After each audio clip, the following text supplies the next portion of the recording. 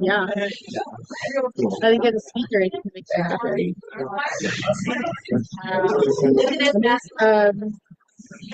You can carry on. I gotta add one thing to my speech. Figure out where it needs to go. And consent agenda too. Questions, pulling discussion. Okay. I don't think the year said that himself. So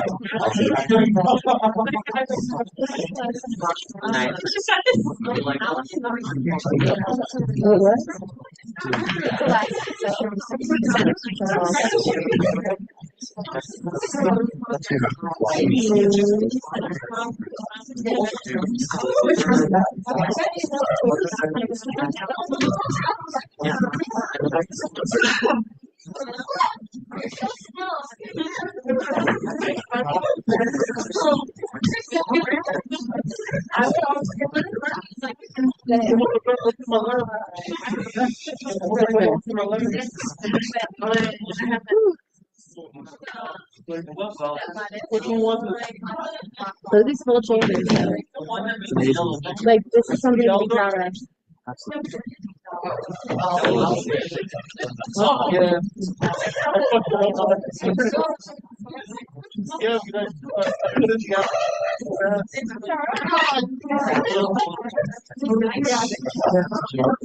think we should.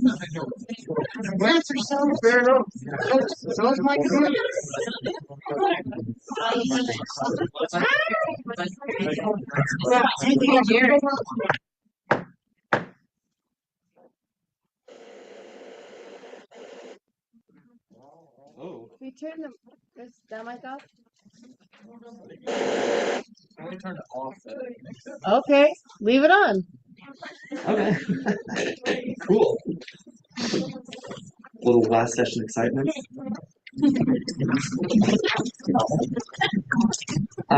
Good evening. It's my honor to call to order the 29th and final session of the 54th Senate of ASCSU. To begin, please stand and join me in the Pledge of Allegiance. I pledge allegiance to the Constitution of the United States of America and to the republic for which it stands, one nation, under God, indivisible, with liberty and justice for all. Thank you. We'll now move into the CSU Land Acknowledgement Statement.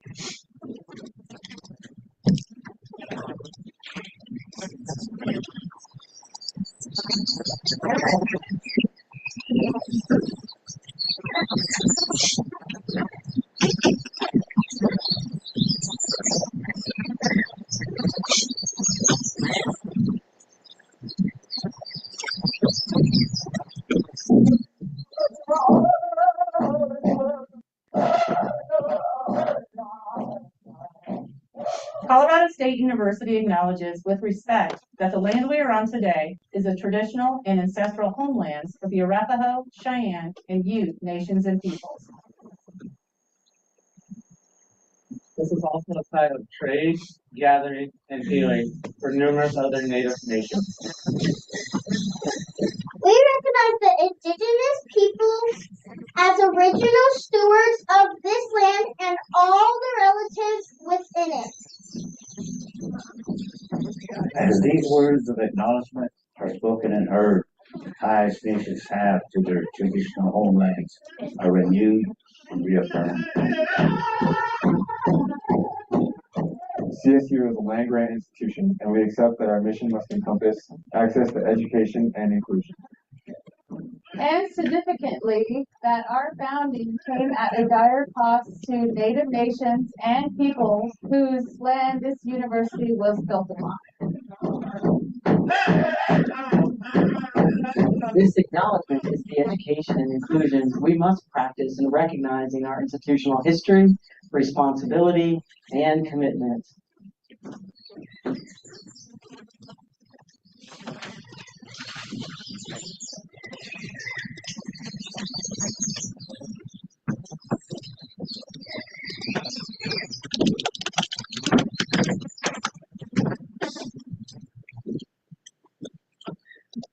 With that, we'll move into the swearing in of new senators and associates. Do you have anybody who needs to be sworn in?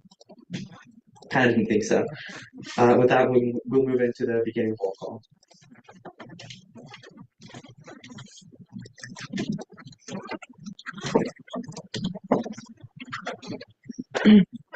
Last roll call for this Senate. So exciting. Anyways, Speaker Taylor. Present. Speaker Pro Tempore Reese. Present. Parliamentarian Camberg. In the flesh. Officer Kelly. Chair Laura Pardo. Senator Herrera. Associate Senator Rodriguez. Present. Associate Senator Alondra Mendoza Hinojos. Present. Senator Melchior. Present. Associate Senator Jackson. Senator Bushell. Present. Chair Miller. Present. Associate Senator Baccarat. Present. Senator Diggs. Present. Senator Chalk. Present. Associate Senator Macabella. Present. Senator Evelyn Rivera. Present. Senator Roberts. Present. Chair Snyder. Present. Senator Tomas Sorrell. Present. Senator Tapia Rodriguez.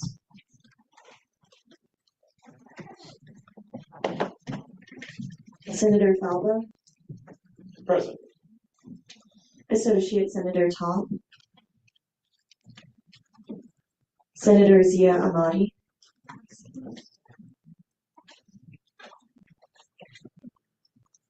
Senator Grenier. Present. Senator Irving Mendoza Hinojos. Present. Senator Lee. Present. Senator Jowden. Present. Associate Senator Quesada Stoner. Present. Chair Myers. Present. Senator Leggett. Present.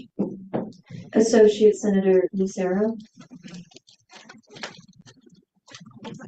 Associate Senator Brannick.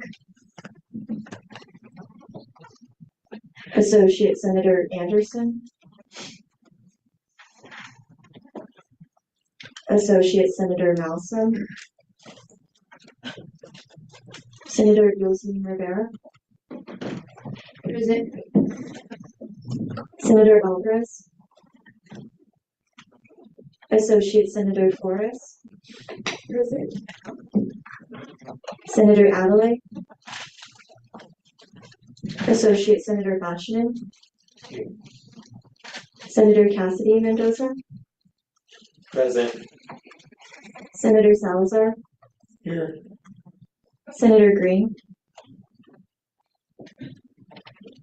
Associate Senator Hernandez. Present. Chair Frisky.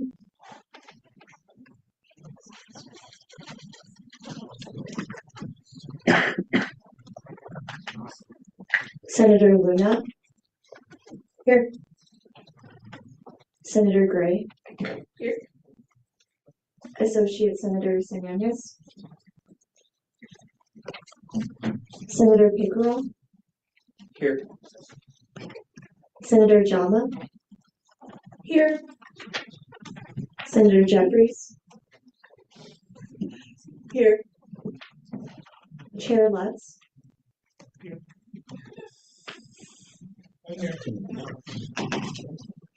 Associate Senator Grube. Here. Associate Senator Harris. Chair McLaughlin, Present. Senator Gilroy,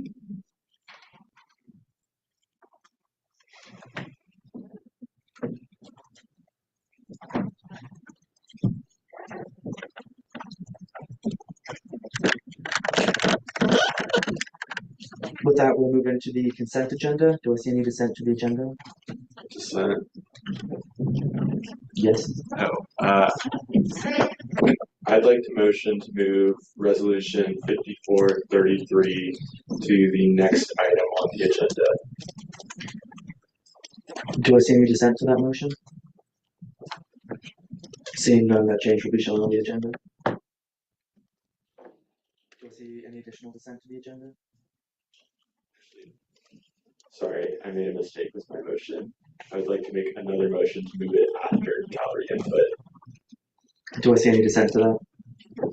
Okay, that'll be after gallery input. Any additional dissent to the agenda? Seeing none, with that, we'll move into gallery input. Do we have anybody in the gallery who wants to speak tonight? There should be someone joining online momentarily.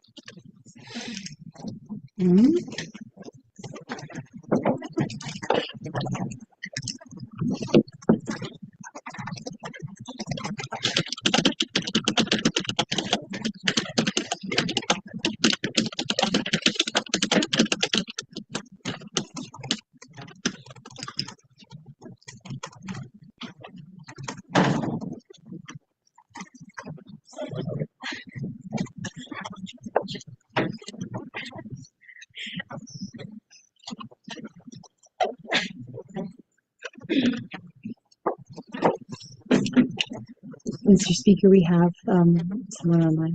Okay. I'm told we have one online. You can go ahead whenever. You'll have 5 minutes.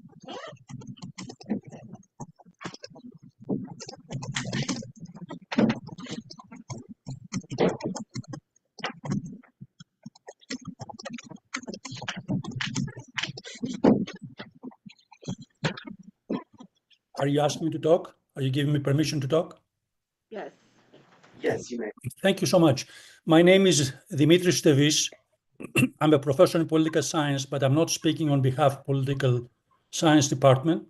I'm speaking on behalf of the American Association of University Professors, the local chapter at the Colorado State University. And I'm speaking with respect to the Mutual Defense Compact resolution that our organization has submitted to the Executive Council of the Faculty Council, has been unanimously approved, and it's going to be discussed and voted on the 6th.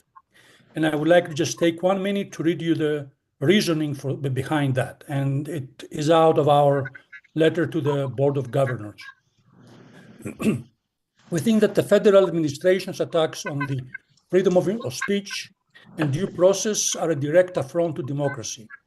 At CSU, these assaults have resulted in the scrubbing of websites, the loss of funding, and here I can speak personally. In fact, I'm one of the people that has lost federal funding, and self-deportation of students. We applaud the fact that President Parsons has signed the American Association of Colleges and Universities call for constructive engagement. The campus community has long awaited a statement by the CSU administration that demonstrates its commitment to academic freedom and the right of all students, staff, and faculty to express their views without fear of retribution. However, the statement does not commit CSU or any other signatory to take action in support of the ideals it espouses.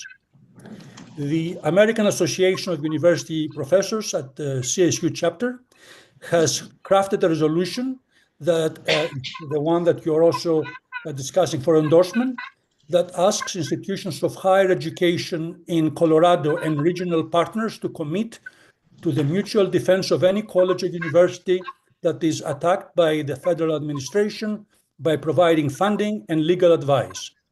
Furthermore, it asks that the chancellor of the CSU system lead this effort. The resolution is closely modified and based on the one that was recently passed by the Rutgers Faculty Senate, and now other members of the Big Ten. I think the majority of them, including Ohio State, have now, and Michigan, University of Michigan, have now ratified it. As I said, the CSU resolution will be presented for a vote at the May 6th Faculty Council meeting. And we really appreciate your initiative and your willingness to consider endorsing that resolution, because it's not only about faculty, it's about students, the broader CSU community, and the broader educational community here in Colorado. Thank you very much for your time.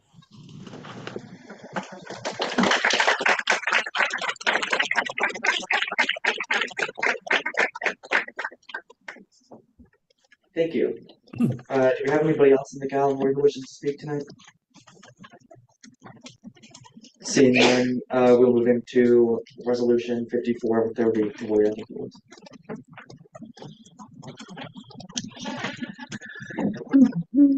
Quickly, too, I should have said this in consent agenda. It skipped my mind. Vice President Dietz has asked me to pull the SFRB bylaw from the agenda.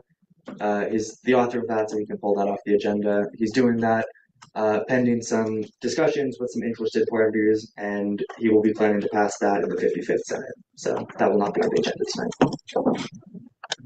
Yeah.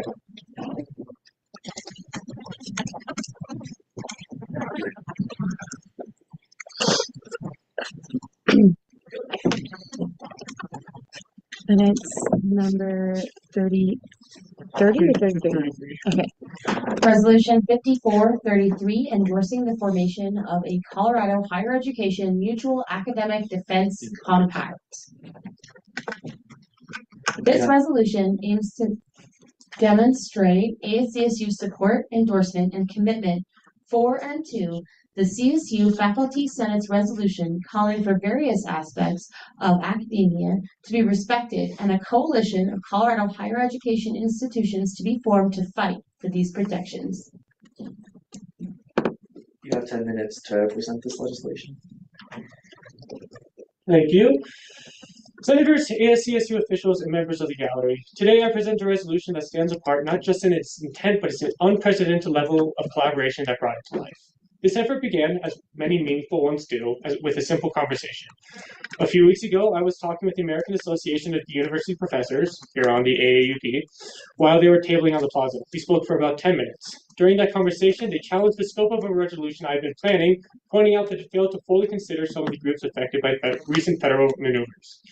We exchanged emails and left with a shared commitment to stay in touch. Thank you. The brief moment turned out to be a catalyst for weeks of work. Since then, I have sent countless emails, consulted widely, drafted this resolution, and sought as much stakeholder input as I could. I met with members of the faculty council, spoke to my professors, reached out to several department heads, and invited feedback and support from across campus. This outreach paid off. Several faculty members and leaders have offered their public support for this resolution. In the process, we built a stronger foundation for ongoing collaboration between ASCSU, the faculty council, and other governing bodies on campus. It is a reminder that we are more powerful when we act in concert. This resolution before you is modeled to support one written and endorsed by the AAUP leadership, which will be reviewed by the faculty council next week, as was mentioned. When I learned that the resolution was moving forward, I knew it was time to craft a sister resolution for this body, one that could reflect our shared priorities and demonstrate student support.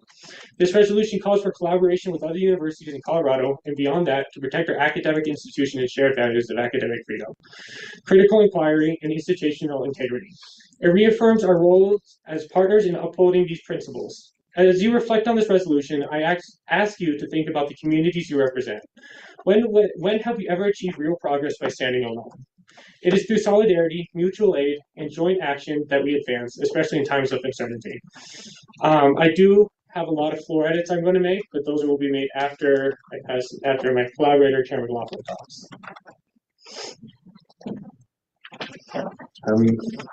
I'm mostly here for moral support. Ellie did most of the work, but I've also been involved with this, and I think it's really important. I think we've all seen the impacts of the federal administration on campus, with classes being shut down, DEI statements being pulled, just a general feeling of insecurity in our academic freedom. And I think banding together with other universities in the state of Colorado is really a good path forward to make sure that our university is protected from any harms that may be directed to us further.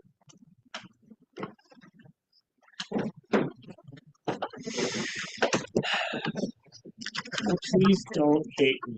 How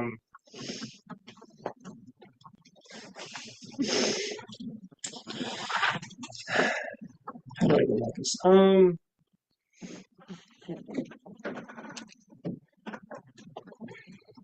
We have some edits that would like to be made on the floor. They're highlighted in yellow, most of which it looks like seems to be sponsors, endorsements.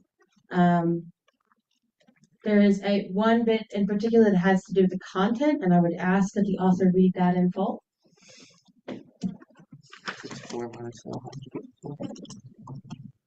We allow endorsements and sponsors to be added after the fact. Payments. I'll just read it in full. We have 17 pages to get through. Just the edits in full, right? Yeah. Yeah, okay. The other thing was sent out in the weekly email. Yeah. Yes, I have that all highlighted. Sponsored by Rick Knight, Professor Emeritus, Department of Human Dimensions and Natural Resources. Endorsed by Brooklyn Reese, Speaker-elect, or Speaker of the Senate-elect Associated Students of Colorado State University. Colorado State University Faculty Council Executive Committee. Kathy Galvin, Professor, Department of Anthropology and Geography. Sarah Latemplio, Assistant Professor, Department of Human Dimensions and Natural Resources. Becky Nemick, Assistant Professor, Department of Human Dimensions and Natural Resources. Emily Wilson, Senior Instructor, Department of Anthropology and Geography. Jamie Dahl, Assistant Professor, Department of, I need of to be added there, but Department of Human Dimensions and Natural Resources. Dave Anderson, Director and Chief Scientist, Colorado National Heritage Program. Lauren Laughlin, Wetland Ecologist, Colorado National Heritage Program. Sarah Gilroy, Senator, Walter Scott Jr. College of Engineering.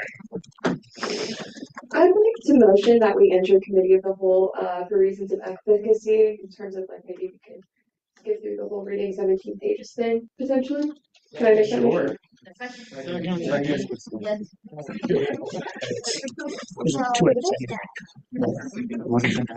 There's only two.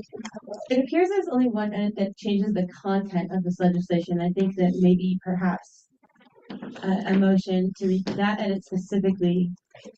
The motion to read that edit specifically.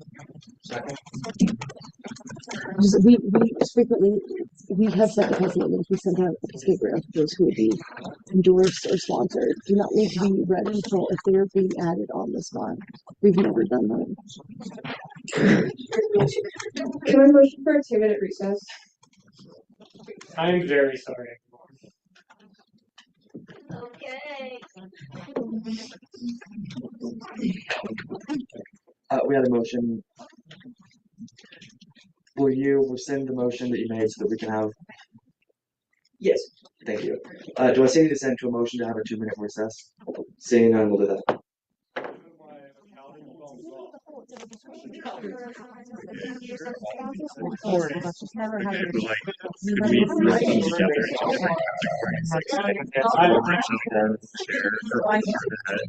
feel like this one is what's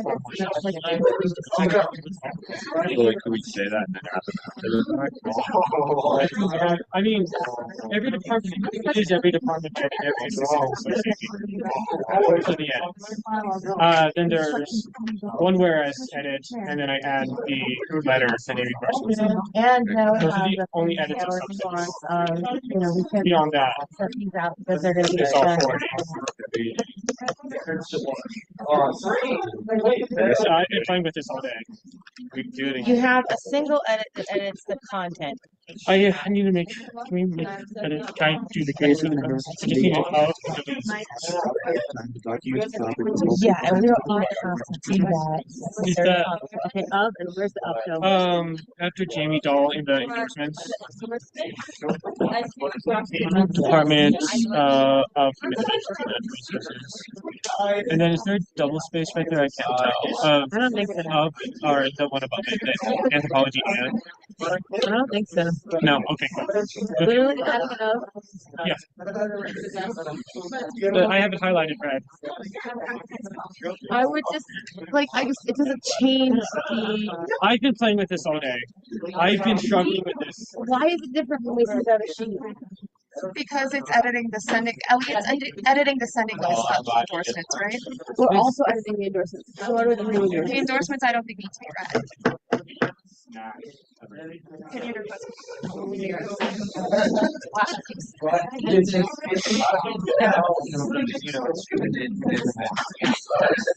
Also, does it change the content of the bill if you say, actually, there's other people it needs to get sent to, they add it? It does. That's not sent out.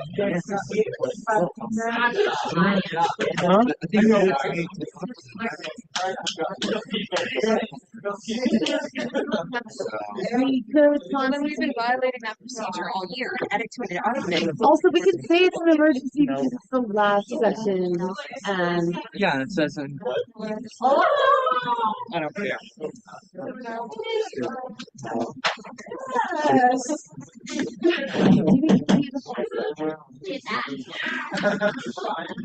I would just say that we have not set precedent that the sponsors or endorsements have anything to do with the we've added those after the fact. I could just add those after the fact if they don't need the community. We send to list. It's really just a section. Yeah.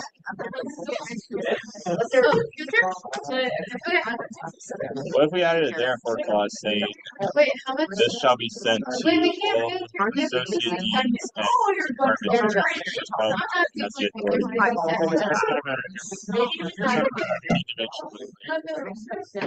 Unless I don't That think that is like or yeah, no, I can make that as optional. chatted briefly about it. Okay, well then I'll check first.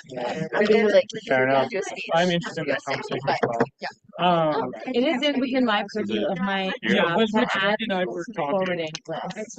specifically, Maybe stuff like on the document itself.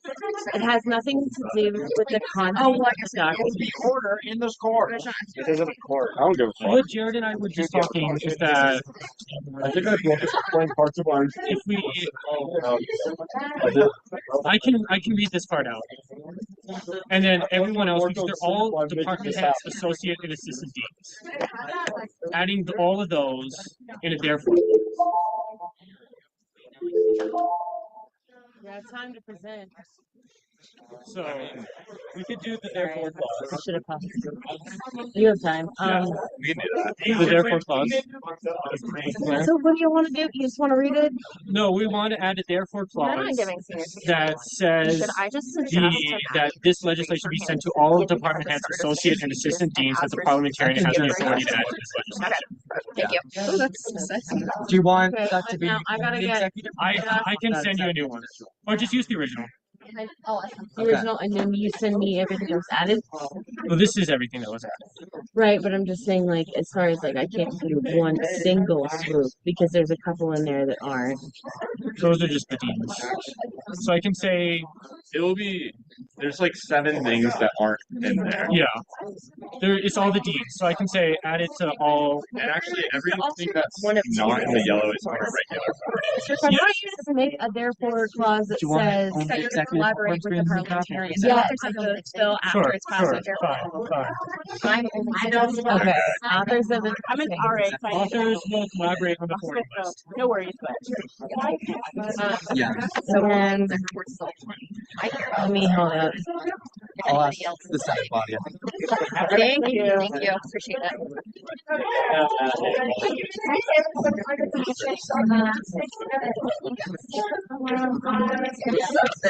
Imagine.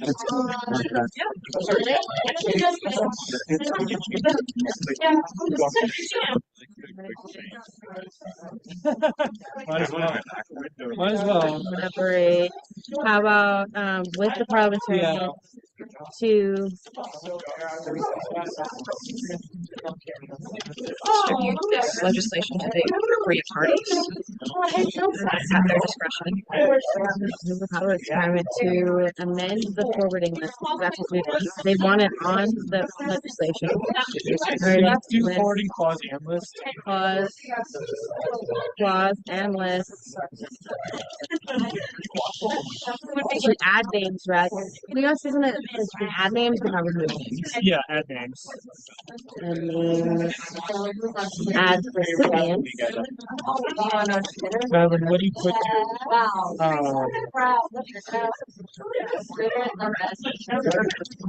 Without removing any prior listed recipients. Yeah, Does that feel good? that's fine. What were you about to say? Can we add resources too? Because that would make this much quicker.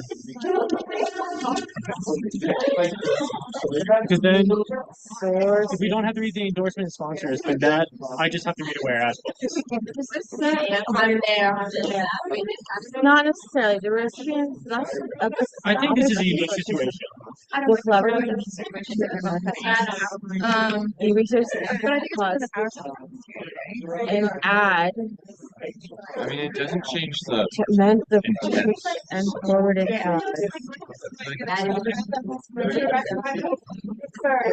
add clause. We're gonna cut that. To add recipients and resources without removing. Yeah, probably. Without removing any prior listed recipients or resources. I hope. Okay, how does this feel? The subsequent legislation will cover the public trade to amend uses and appropriation Liz. You look Amish. You look Amish. To add recipients and resources without removing any prior listed recipients. Yeah, and that looks Amish. Does that sound Yep, good? that's fine. Question. Yeah. Typically, it's there. What if I strike something? Yeah, what if the one? What if I push you out of the way? Go ahead. It's like a soldier of war. Give it back. Ready. I'm gonna hold on. Said you look Amish. It's very funny. Nice. Very nice. We're gonna change this presentation time because I didn't stop the time to 5 minutes. Yeah, I can speed run it. This is also not going to take 5 minutes to read. Yeah. Very easy. Not very good about the balance. Okay. Oh, we almost got it. No, you were right. It's not needed.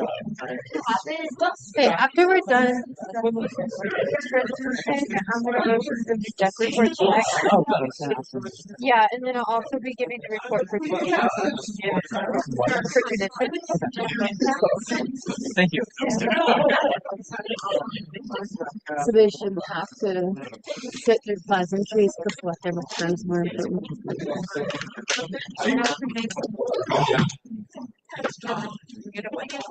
I mean, That's true. Glad to do this. are we ready to get rolling again? Yeah. Yeah. I don't know if you necessarily have to do whereas. I don't know what order. It doesn't specify you have to do it in and then this two.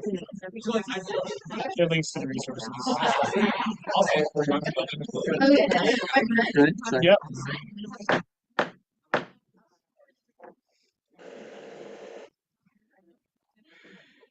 Cool, thank you all. We'll come back now.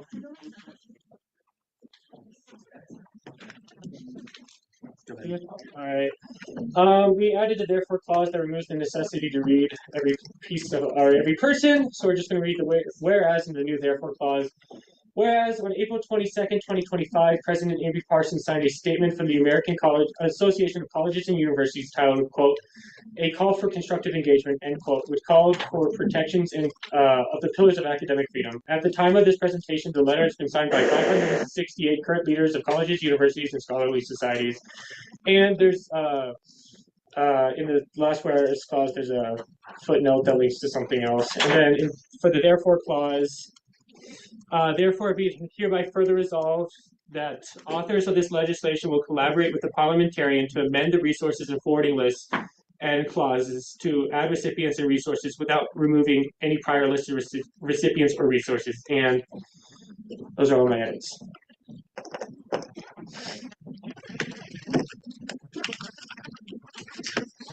With this being in new business, I would entertain a motion to expedite this. Senator Salazar. Motion to expedite this legislation. Second. Do I see any dissent to that motion? Seeing none, this is expedited. And with that, we'll move into 10 minutes of Q&A.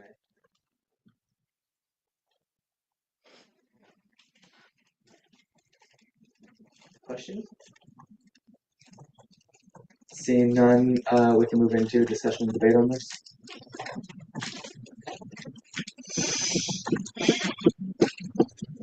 Do I see any discussion and debate on this? Okay, seeing none, we can move into voting on this legislation. Senator Volva. I motion to approve this legislation with unanimous consent. Do I see any dissent to that motion?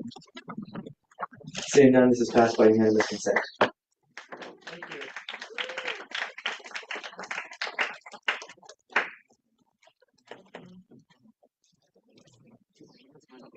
Senator Luna. I'd like to motion executive report is the next item on the agenda. Do I see any dissent to that motion? Seeing none, executive reports will be the next item on the agenda.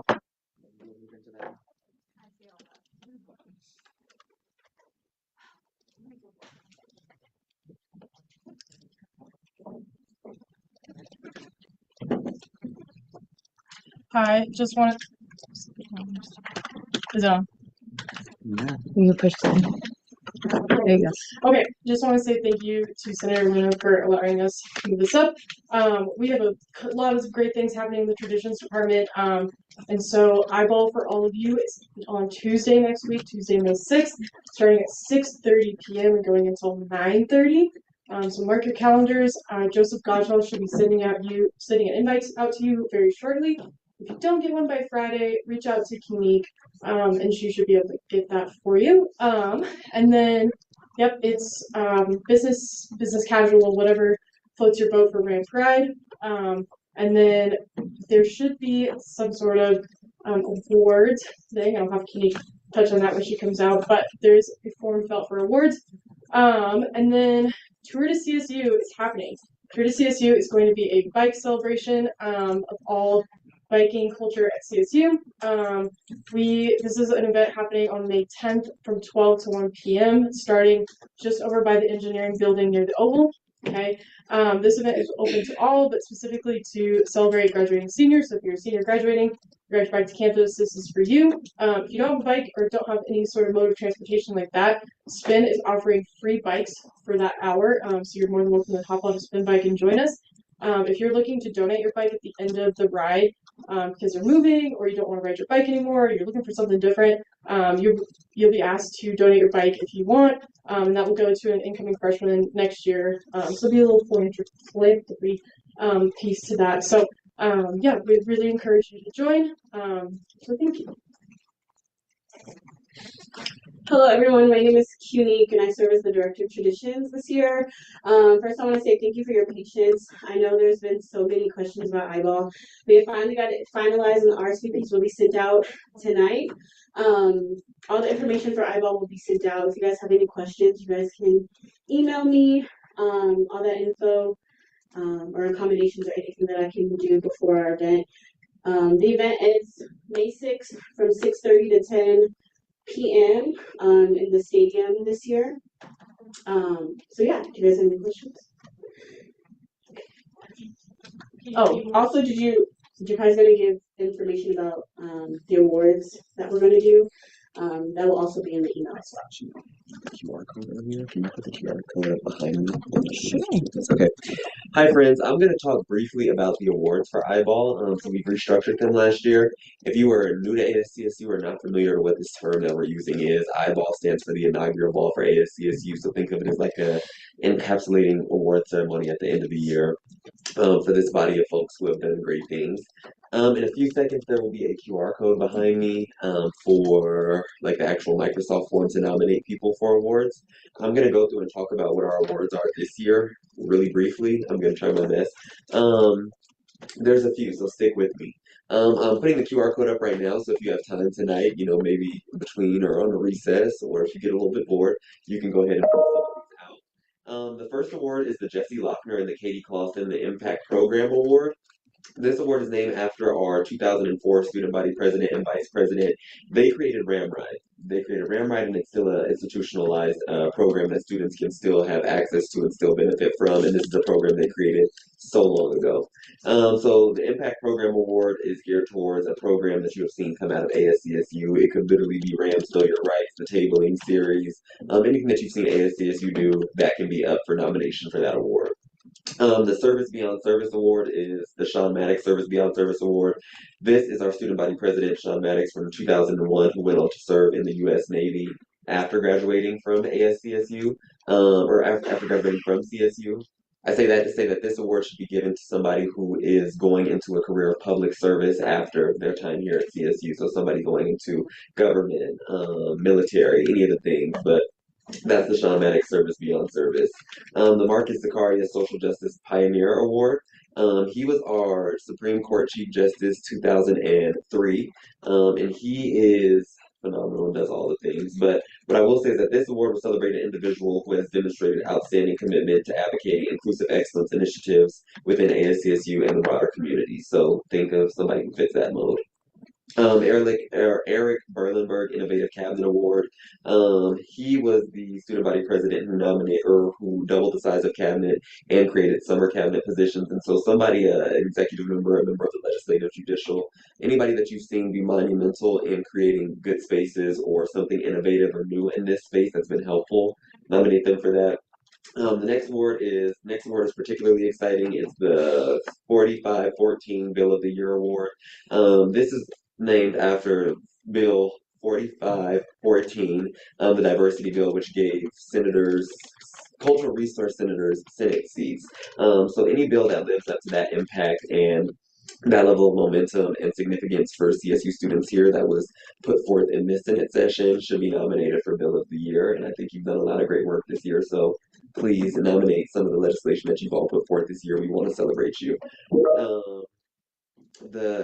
There's a advocacy award that will be presented from our vice president, the office's best dressed award. There's an award named after Samantha Gunn, our 2015 student body president, who had a separate job aside from ASCSU. So any student employee that that works at ASCSU and then also other spaces is more than eligible for this award. The Nigel Daniels Anticipated Outstanding Alumni Award.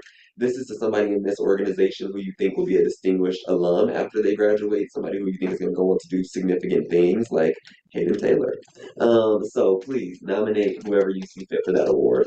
The president, Nick DeSalvo, will be giving a Distinguished Leadership Award to somebody in this organization, probably somebody here. You guys have done great things. There's a Public Service Award who will be going to 2 people. Please read the description on that. It's basically an award that is given to somebody who has demonstrated exceptional excellence, if you will, in civic engagement, community service, and truly being a resource bank for students. There's the Outstanding Program Award by Jason Green. There's, I think, a broader description on that. And if you have questions about the delineation between Impact Program and just like Outstanding Program of the Year, I have that for you. There is I'll do two last ones because I'm even getting tired of talking. The Parker Doyle Parliamentarian Procedure Award. This recognizes our parliamentarian from the previous year and specifically highlighting people in this space who have this space and within all of ASCSU who are familiar with parliamentarian procedure and they use it and they know how to use it. They're helpful for others in understanding it because it is a learning curve when you join ASCSU. So to have people in this space who know the proper things to say and what a point of clarification is versus a point of information, all the finite details that you learn later on. Anyway, that is that award. And then the last 2 are the Outstanding Colleague Award. So anybody who shows up and makes your life easier and the lives of other people easier. And then ASCSU's Partner of the Year. So any student group, community organization, anybody that we've partnered with as an organization this year. You can nominate our lobbyists for all I care, right? But it is the partner of the year, somebody who has showed up and in tandem with us and in collaboration made a difference for students here with us. All right, so those are the awards for Eyeball. I tried to be really intentional with going back into our history and figuring out who's done what and how to build on that momentum. The point of this is also so that you can walk away from Eyeball with some type of professional development experience or opportunity. So you're not just like walking away with best smile, because that's not really helpful on a resume or LinkedIn. And so anyway, if you have any questions about these, I'm here right now. I am available through email, Teams, and if you have my number, my number. So any questions about awards for Eyeball? Okay, nomination form is behind me, and thank you all for coming to our last minute meeting of the session. Good stuff. Thank you all. I also just posted it on the 54 Senate Teams channel, so you can grab that and not to take it down, but you now have access to that on Teams as well. Perfect. All right. Hi, everyone. As you already know, my name is Ava. I serve as the Director of Government Affairs in ASCSU. I'm sorry, I honestly should have submitted like a presentation, but very quickly, since that's our last Senate session, I just kind of wanted to update you guys on the work that our LSAT board has been doing, which is the Legislative Strategic Advisory Board. I've talked a couple of times about different bills that have been making their way through the process, but just kind of an overview of this session. Through LSAT this year, we supported 5 bills very intentionally. So Senate Bill 2587, which allowed universities to basically streamline the accommodation process. If you got accommodations in high school, they would automatically have to review them to apply in college. This bill was signed by the governor 2 weeks ago. We have House Bill 251090. This is the bill that we specifically added language to. I think I've talked about it, but it requires landlords to disclose the total price of rent, and they have to disclose fees. Crazy concept. That was signed by the governor last week. We have a bill that this was kind of unique, but it eliminated the student cap for CSU's veterinarian school. I don't really know why that was ever in a state statute, but now there's no student cap as they're building a new building on whatever street that is in Fort Collins. That bill actually was signed a while ago. And then two of our last bills, we have House Bill 251038. This is a post-secondary credit transfer bill. It would create a statewide website that you could see every single transfer credit and AP test score, IP test score, CLEP test score. So you could look at all the universities in Colorado and be like, oh, they would accept this, they would take this, and you could see what it counted for. This just passed out of committee today in second chamber. So we're so close to getting to the finish line. It just needs to make it through the Senate floor, and then it's on its way to the governor's desk.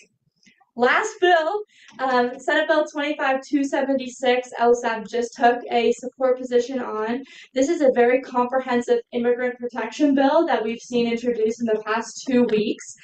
Specifically, we took a position on it because it has a really important piece in there that whenever you apply for federal aid or any student aid in institutions of higher ed, they often require identification.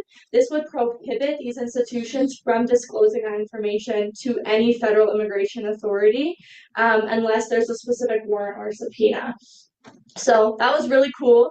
And that has already made its way through one chamber. So now it is in the House and it's up for a House floor vote.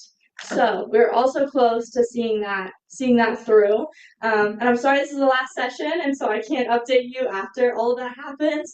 But the Colorado State Legislature will be done next Wednesday. So by next Wednesday, we will see what happens to those last 2 bills. So kind of a lengthy update, but we're very proud that 3 of our bills have already been signed by the governor, and 2 of them are hopefully on their way, fingers crossed. If you're interested, if you want to testify on any of the bills, please let me know, and I would love to connect you to that. Last thing that I will say is last night we had our Navigating the Future Conversations with University Leadership. It actually turned out amazing. Thank you guys to anyone that came. It was great.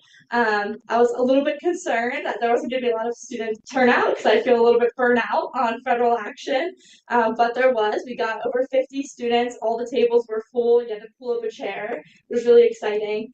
Unfortunately, I'm a senior, so I'm going to be graduating this year and passing the baton. But I went around and talked to a lot of people, and we're thinking about hopefully being able to expand this into a series in the fall and next year. Unfortunately, I think we'll continue to see federal action shifting, and there will continue to be a response from students and from the admin. So this would be an opportunity to keep meeting with university leadership, keep asking them questions, keep seeing what they're working on, keep pushing that forward. So it was a great step in the right direction, and I really appreciate all of the student support and engagement. So does anybody have any questions? I know I just said a lot of things. Cool. Thank you so much, guys. It has been so good to serve together, and I'm just really, really thankful for all of your support. Thank you.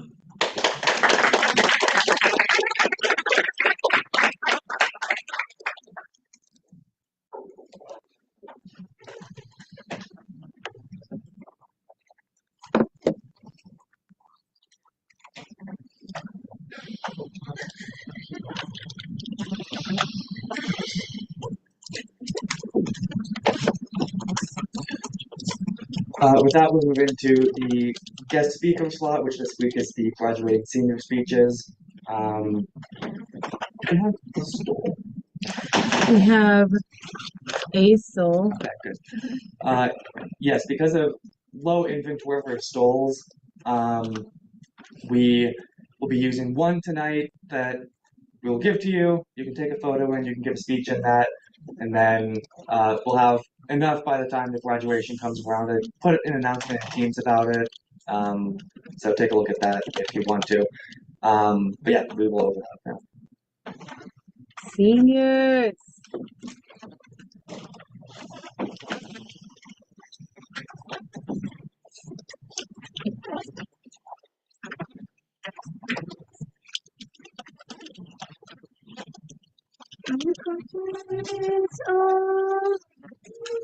Yeah. Okay, hold on. I'll get you some hype music for a second. Y'all ready for this? Y'all ready for this? Okay, that was the wrong Y'all song. ready for this? That was not good. Thank you for that introduction. Hello everyone. It's an honor to stand before you all as a graduating Mitch, senior. can I have you pause for like 30 seconds? Thank you. You understand in about 30 more seconds. Hayden, can you? Thank you. Just a brief intermission. Not a recess, because I don't want a motion for that. No, it's all right. Y'all ready for this? I want to.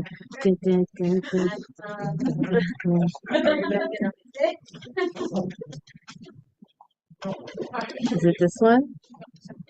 Hayden, forget it. Mitch, Fiona and I bought you flowers. They're in the office. You'll get them later. You can go ahead and do your thing. I'm so sweet. Okay. I'll start over. Hello everyone. It's an honor to stand before you as a graduating senior. I've watched these senior speeches for the past few years and I've always wondered what I would say in mine. And I guess we're about to find out. It's been quite the experience to serve in this organization alongside many of you, and I feel that it has enhanced my college experience profoundly. While it may seem a little bit silly, I like to think of you all and myself as trees. I think of myself as a tree because the support and experiences that I have carried with me throughout my journey at CSU shapes the way that my branches and my leaves look, just as water does in a tree. ASCSU is a significant branch on my tree, and each of you, whether our interaction was short or spanning my entire time here at CSU, are leaves on my branch that I will carry with me through my journey beyond CSU. Being in this organization is not easy by any means, and I could not have done it without my incredible support system, some of who are here today.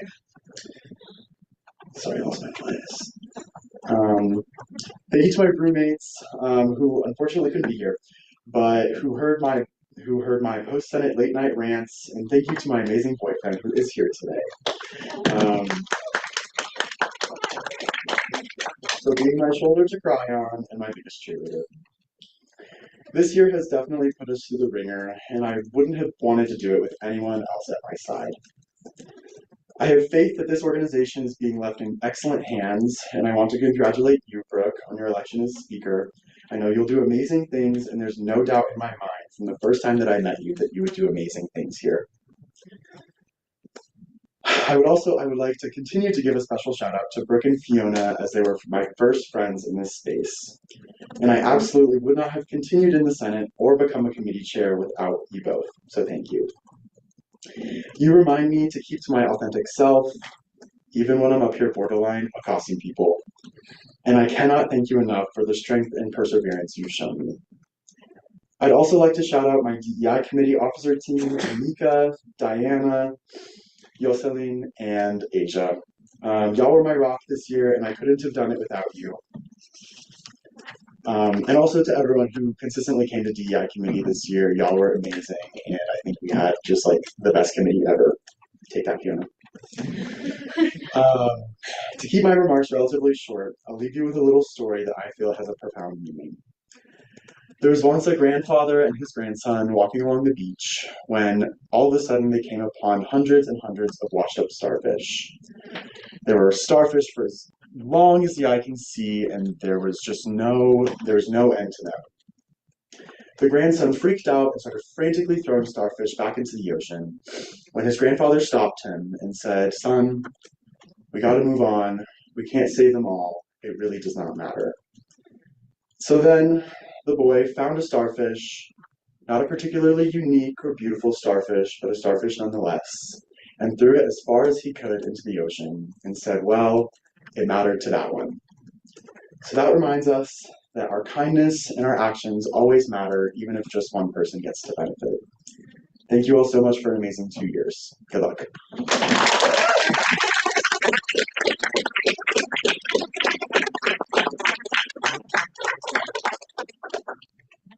Pass on to the next senior. Have No a- picture, no picture, no picture. I thought we were taking a picture. I have a quick thing I'm going to say. Before we move into that, I've been asked just to pass this information along and ask you all not to go into the main office at this time. I'm not exactly at liberty to elaborate on that much, but just keeping this in a chamber. Thank you.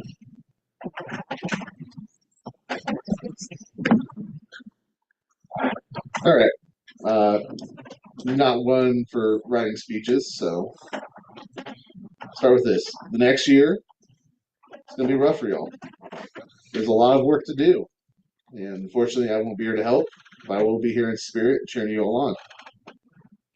Saying that, I want to share the things I always try to base everything I did on. The 7 questions. Why do we do this? Who benefits? Who is harmed? How does this promote dominant cultures?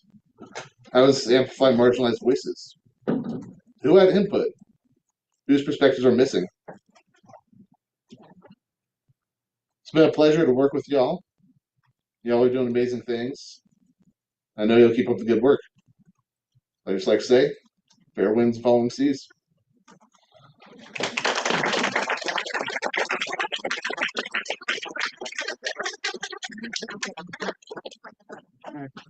It's my honor chair. Oh, is it? Okay. All right. 10 to both ad. Do I use the microphone? All right, 10 to both ad-lib this and read off here. Okay, hello everyone. As a magic spear wielding hologram ballerina played by Dee Dee Megu Hall once said, "It's over, isn't it?" Here I am standing here for a place I never thought I'd be. Three years ago, when I sat all the way back in the gallery, being invited to observe Senate from perspective, to observe Senate to perhaps become an associate, I came out of that session thinking one thing and one thing only: what on earth is wrong with you? And a few months later, I ended up joining us as a regular senator. So that all was the point, and I'm glad I did. I throughout Senate, I got to meet so many amazing people, learn so much about the legislative processes. I ran for a chair position and won. I wrote legislation to help fellow students. And now now at the end of the road, I just and now at the end of the road facing at the back of me a college experience of the unknown, and at the front of me a hurricane of madness also leading to the unknown. I'm glad. I'm just thankful that I got to pick up at least something from here that will follow me and help me throughout these next years, whether that be going directly to the governments and fighting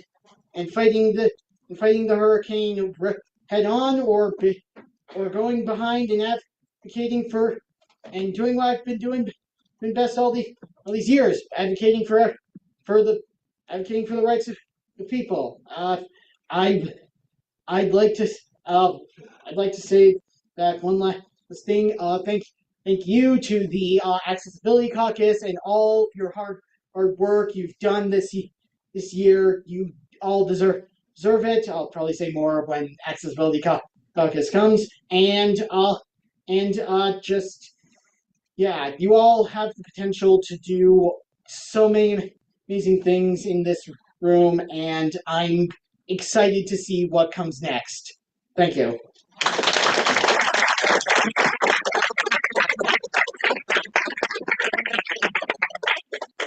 Have one, because I'm a little bitch. I'm so mad that somebody isn't here. I customized a stole for someone. They're not here. It's okay. Another time.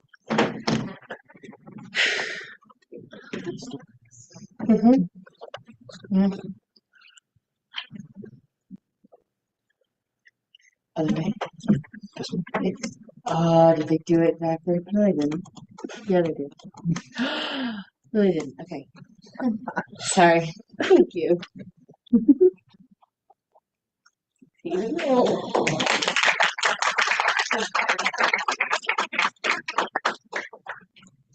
Today we are celebrating graduating.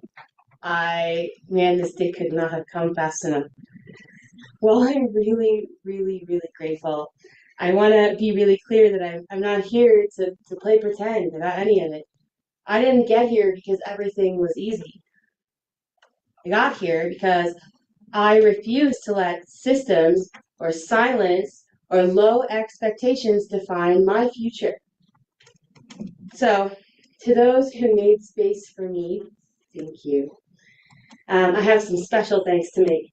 The first is to someone in this space who really blazed the trail and handed that torch off to me. So my first thanks is to Sammy Trout, who is still doing amazing disability work, has not faltered for even a second since leaving this space, is still a leader, is still influencing this space. He handed off a ton of legislation, the new bill format. Sammy is here in this room every day that we're here in one way or another. I want to make another special thanks to Brooklyn Reese for making me a better person, to remind me of the fact that people are human, even if they're part of a big system and they represent a system, that they are still human, and to consider that. Sometimes I forget, so thank you. I also want to say a special thank you to my colleague Kevin Melchior, who helped me not feel so alone in this space as an adult learner, as someone who sits in kind of a weird identity. Kevin has helped me stay grounded, helps me be enraged when it's appropriate to do so, and has been an amazing colleague. Hayden's trying to sneak off. I'm going to thank Hayden Taylor for our many conversations about the Constitution, both the U.S. and the ASCSU Constitution. I will never be bored of having those conversations. All right, if you want to sneak off, you can now. I also want to say a special thank you to the mentors I've had at CSU. Marie Viescas Zamzow, my social work policy instructor, April Cano Garcia in the Student Support Services within the AAC, who has been my boss and my mentor, Romo in the within the Office of Inclusive Excellence, and so many others. To those who told me I was too much, or too loud, or too complicated, or not the right fit, I want to thank you too, because you have helped sharpen me. You've helped make me refine the tools that I have in my belt. And I'm on level with y'all. I never expected to be at a university at all. I never graduated from high school. I'm a dropout. I'm a juvenile delinquent. I'm a queer woman. I'm a survivor. I'm a white trash neurodivergent mama. And in student government, I've learned what real leadership is. It's not wearing the right blazer. It's not holding the right title. It's not necessarily having the right jargon. It's showing up. It's advocating when it's uncomfortable. It's looking into broken systems and saying, that's not good enough. And I didn't run for a title. I ran for a change. And to be honest, some of the toughest barriers, they weren't structural. You know, I can break some structures down. They were personal. They were the eye rolls. They were the closed door meetings. They were the cliques. They were policies made without people at the table. So with all of that, I learned to walk through the doors that I wasn't invited into and to leave them open behind me. Now, some people are born into power and others have to fight for it. They have to build it. They have to, excuse me, I'm sorry. They have to learn to carry it responsibly.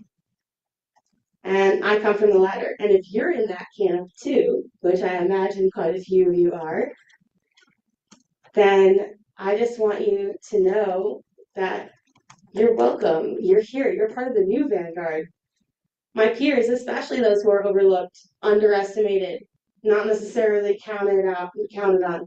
I see you, and this moment is yours, and your story is proof that resilience is louder than rejection. I am so proud of the work we've done this year. I cannot say that enough. I'm so proud of the work we've done. Now, for the next generation, I do want to say this. This is what I want to pass on to y'all.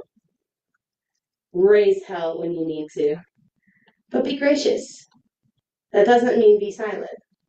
Use every room you're in to bring others with you. And don't let the gatekeepers tell you that the gate is locked. Because that's this journey here, the highs, the lows, the good, the bad, the ugly, the let's not talk about it moments have taught me anything. It's that fortune favors the bold. And I'm so glad that I had all my messy, bold moments here, not out there in the real world. Now, not to say this isn't the real world. And if there's really anything I want to hit home, it's that make the change you want to see in the world here. It does make a difference what you do here. In 5 years, 10 years, 20 years, this matters. This shapes the culture in the world. So, thank you for this opportunity, 54th Senate. It's been my honor to serve you. Call me or email me, whatever. I will never gatekeep my institutional knowledge. You have it for free, unlimited access. Just hit me up. So thank you.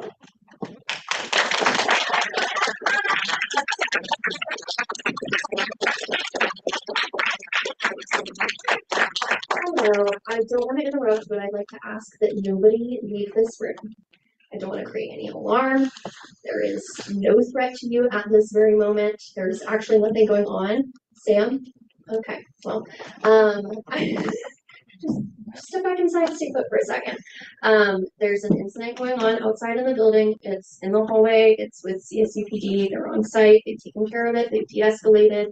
and everything is going to be okay, but for everyone's safety and so as not to cause any alarm for CSUPD or the individual involved, I'd like to ask that everyone stay put. If you need to leave tonight, please just use that external entrance over there, and I will let you know as soon as the situation is completely resolved and this individual is offsite. And I want to thank you all. If you have any questions, you can ask me, but I really do not feel like we need to be super concerned at this moment. I just want us to stay put so that we don't create any alarm for those officers or the individual involved. So, any questions at this moment? Can I pee? Can you pee? If you would like to exit through that exit, re-enter the building through that entrance, and use. So not that one. Preferably not that restroom. Yes, thank you. You may exit that building. You may utilize other campus buildings. You're all good. Nobody needs to call CSUPD. They've already been called. The situation is de-escalated. Just please do not leave this room through those exits. If your stuff is in the main office and you need to retrieve it, you can pop out and check in with me because I need to stay on site. So, Are we allowed to ask what happened? I'm not going to share anything at this moment because I don't know even what to call what happened. It's just there's a person and we would like for them to leave the building, but CSUPD is working on that and I don't want to get any of us involved. The vibe is not our business. The vibe is not your business, but your safety is definitely my business and your business as well, and each other's business to keep each other safe. So it'd be very, very pertinent to just please listen to me and my direction during this time. I don't want to detract from your senior speeches, and I don't want to rough up the mood, but I really am super concerned all the time, no matter what's going on with your safety. So I would appreciate if everyone would just stay put. If you need to retrieve belongings, you may go through the conference room and check in with me before leaving. Or if you need to exit the building, you may use the pocket pantry exit and re-enter through that exit using a RAM card. So, anything else? All right, thank you all so much for your patience. I'll let you get back to what you're doing, and I will be here in the main office just outside the conference room.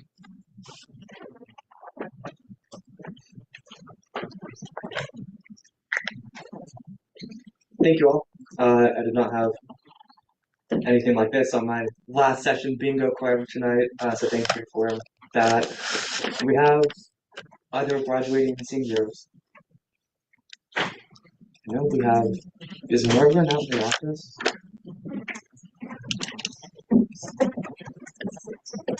Chief Justice. I just texted her a second. We'll give it 1 second. If we move on and she still wants to come and give a speech, we can pause what's going on and she can do that. Anybody else at this time? Judicial reports after this, and maybe we just need. Yeah. Okay, seeing none, we will move into judicial reports. If we haven't. Hi. Where are you? I think we should continue. I think we should continue and give her time. Give her time? Yeah, yeah. Whenever you come in, it's fine. We'll just put it back. I think we should continue. Okay, perfect. And but I do think we should give her. Yes, I think we should continue with the Senate and then let her have her speech at the end. Yeah. Yeah, Morgan will just come in wherever. I was just making sure she was still around. But as soon as she's done dealing with what she's dealing with, we can put it back on the agenda. Is there a motion to approve judicial reports and or Morgan's speech? Yeah, we can just motion to do that time. Move on. Seeing Chief Justice? The Chief Justice, yeah. Sorry, guys.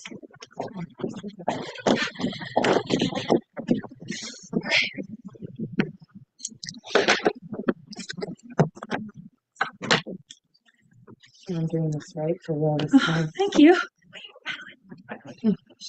Can I? Oh, yes. That's the right way.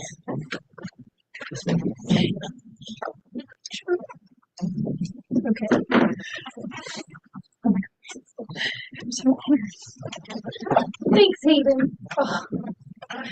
Okay. I'm gonna get through this without crying, guys. I promise myself right now. That's such a lie. Okay. First of all, I would like to say thank you to everybody. First of all, thank you for being so gracious in ratifying me as your Chief Justice. Thank you for my silly jokes that I came up to you first day, said, is your sink running? What the heck? Is that crazy? I did say that. And I just would like to thank you for every single memory that I have in this organization. But before we get into that, I kind of want to tell you a little story about how I actually got involved with ASCSU. My freshman year, I was not involved in anything. I was an out-of-state student and terrified. I had no idea what was happening. And then all of a sudden, my first semester sophomore year, I'm in a class with a weird professor. I don't really remember his name, and it was called Moral and Social Problems. And I see this kind of cool-looking dude in a bow tie, and he had a pocket constitution on the table, and I went, yeah, I'm going to sit next to him. Little known fact, that was Hayden Taylor. And I was like, what's up? And he goes, not much, I'm going to Senate tonight. And I went, what's Senate? Very famous last words. What is Senate?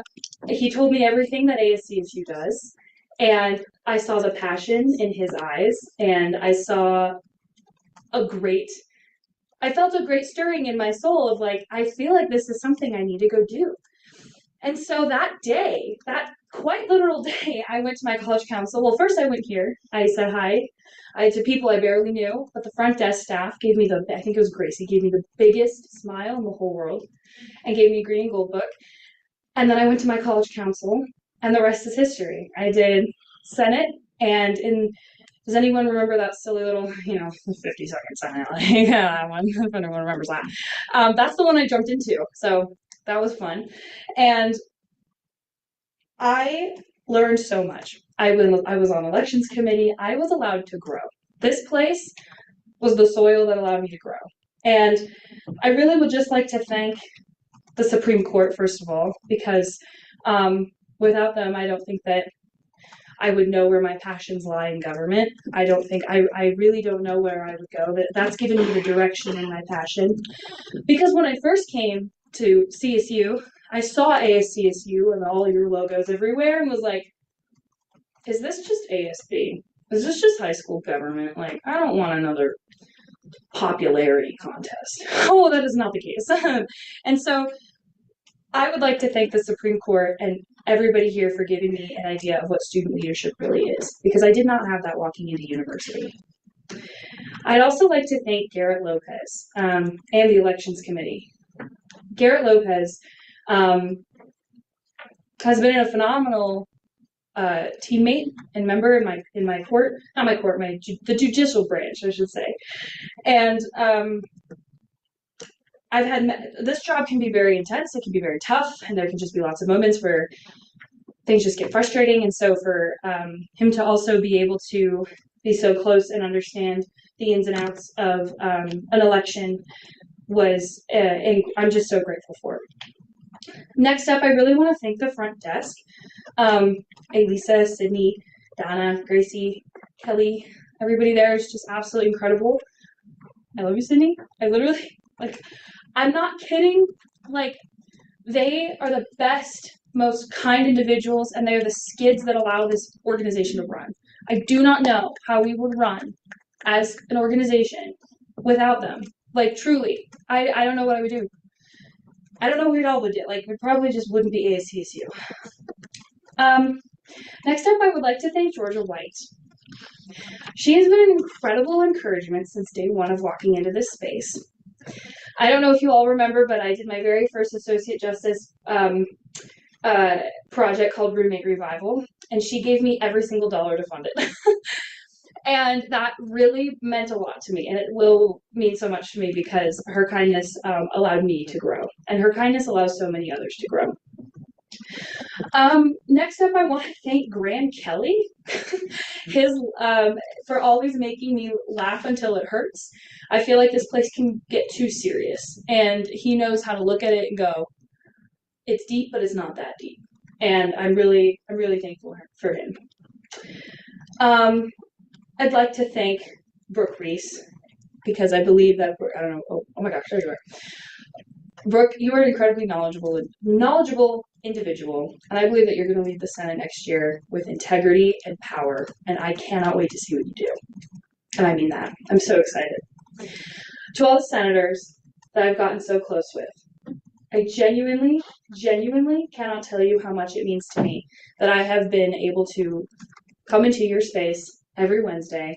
And yes, I'm judicial. Yes, I'm a part of another branch, but I really feel like I've gotten even closer with legislative. And that really comes a lot, mostly, honestly, with a lot of the relationships and friendships I've made with the senators. You guys rock. And I cannot thank you enough for the work you do. I believe that our documents are so important. You guys know me, I'm the Chief Justice, but I'm very passionate about our documents, actually. I'm incredibly passionate, and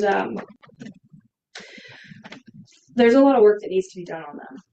And I just want you all to know how grateful it is that you share that same passion with me. I believe that when we know our documents and we know how they operate, and we can use that knowledge to do things, to take our knowledge of the documents and produce greatness, clarity kills inaction. If we know what to do, we'll do it. So I encourage you all to really study these documents. Learn what they say, learn how wrong they can be, and learn how right they can be, because that is exactly how we'll move forward.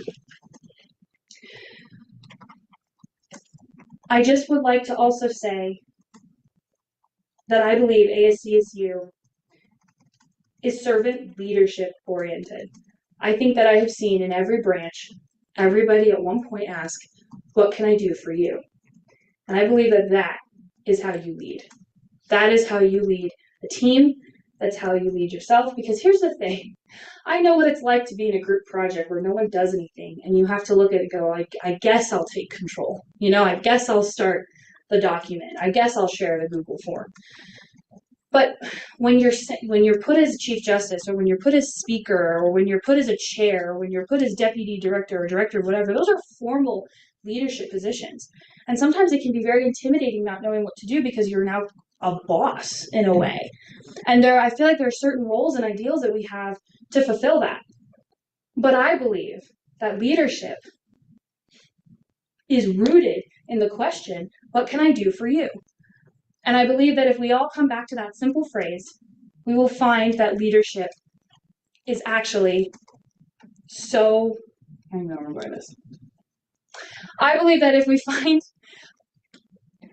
find within of ourselves, ASCSU, what can I do for you? If we ask that to our constituents, we as an organization will grow even stronger. That's what I'm trying to say. Because I believe that servant leadership has a deep impact on everyone, not just the leader, but everyone else. I'm incredibly grateful for everything. My speech at the State of the Association really focused on gratitude. I really want to highlight that because gratitude grounds us. I believe that gratitude isn't just saying thank you. Gratitude is really gratitude, in my opinion, is combining gratefulness and mindfulness. And you bring it together and you can sit down and say, in this moment, every part of me is so happy and grateful to be here that I feel like we can bring that to this space. And I think gratitude is so important because when you're grounded within of yourself, you can work with others and build stronger connections, relationships, and a better constitution. You could do anything. So I would just like to say, I feel like I've been out here rambling. I'm sorry. Sorry. I just would like to say how much it means to me that I've gotten so close with so many people. And I also didn't know what I wanted to do when I realized I couldn't do medicine. I came to university thinking I wanted to go to medical school, and chemistry killed that dream really fast. Like really fast. So Hayden Taylor sitting in my class and being a very dear friend is a massive blessing. So thank you, Hayden. Because I believe that being in this organization has given me purpose in life. And I'm not saying that lightly, because it's given me a realization that I want to go into law, and it's given me a realization that I want to be a servant for others and to help as many people as I can through systems that are broken beyond words. But I think that if I've been surrounded with just as passionate people for the last 3 years, then I'll find it out there in the world when I'm done here in this little bubble. So thank you for the confidence you've given me to move out in the world. And the last thing I'll say is ASCSU is what you make it. And elections are what we make it. So let's make it better. Thank you.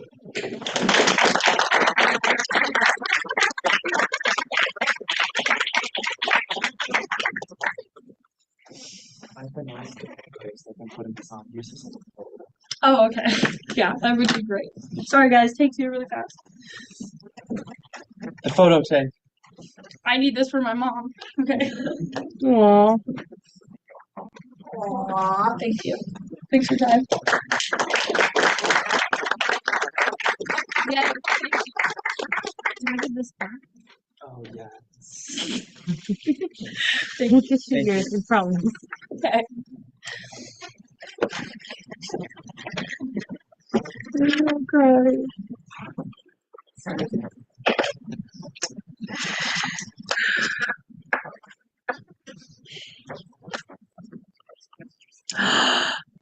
Yes.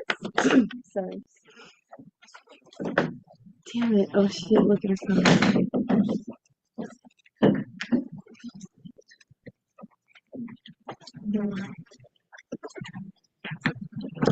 I actually have something to do this one. So sweet and stuff.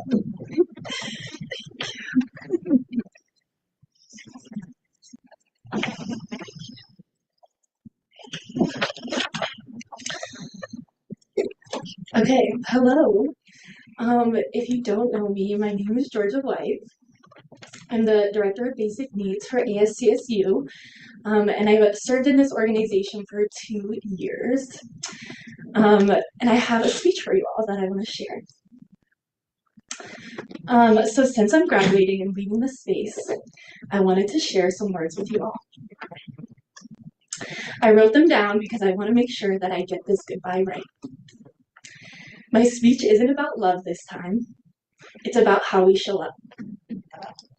It's about the gifts ASCSU has given me, ones that I will carry with me long after I leave this space. You all know that every time I stand up here, I express gratitude for each and every single one of you and the time that you spent here. So, it should be no surprise that I'm going to do it again. In my 2 years with ASCSU, I've seen highs and lows. So much has changed even in my relatively short time here. My perception of this organization has shifted and evolved, but one thing has always stayed the same. I am constantly in awe of our ability and potential to affect change. ASCSU, this organization, holds more potential than anything I have ever been a part of. Not only do we have a wealth of young people here excited about community engagement and real transformational change, but we also have the resources, the money, the time, and the networks to affect that change. ASCSU has taught me, challenged me, and gifted me with purpose. Every day I walk through those doors, I feel excited about the work that we're doing. When I first saw ASCSU, just a tent on the plaza during my freshman year, handing out snacks, I think somehow I knew I'd end up here. I didn't know how. I didn't know a single person involved in this organization. But I worked in the slice office, and one day, our past advisor, Jess Deardahl, asked me to help with some social media stuff. I have zero social media experience, and that's how it began. When I joined, I thought, wow, this is our chance as young people who have been failed by our government time and time again to build something better. A chance to practice the collective vision that we have for the world. To redefine what representation, democracy, and advocacy can actually look like when led by those most impacted. And if you've been in ASCSU long enough, you know it doesn't always feel that idealistic. We're not immune to replicating the very systems that we aim to challenge. But within that tension lies our greatest strength, potential. And not just potential, action. Right now, in real time, we are pushing boundaries, questioning norms, and creating models of leadership that reflect our values. We are reimagining student government, not just in theory, but in practice. Every policy we write, every conversation we hold, every initiative we push forward is a step towards something more transformational, more just, and more grounded in care. And as I say my goodbyes to this space, I just have one request to all of you who will carry the future of this organization forward.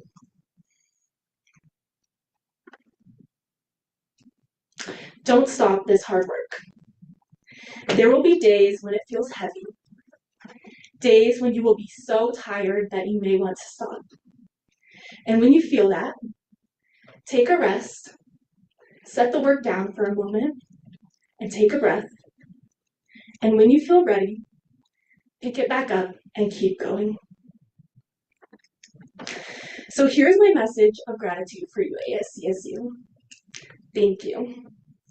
Thank you for showing up every single Wednesday for hours at a time.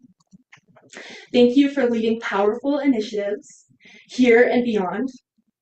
Thank you for inspiring me to keep going, even on the days that I didn't have it in me. And that is the secret. The work I do is not done alone. It's rooted in community. So when I don't have 100% to give, I know my community will be there for me. You all have lifted me up, advocated for me, and had my back when it mattered most. So thank you. I also want to give a special thank you to the women and queer folks of this organization.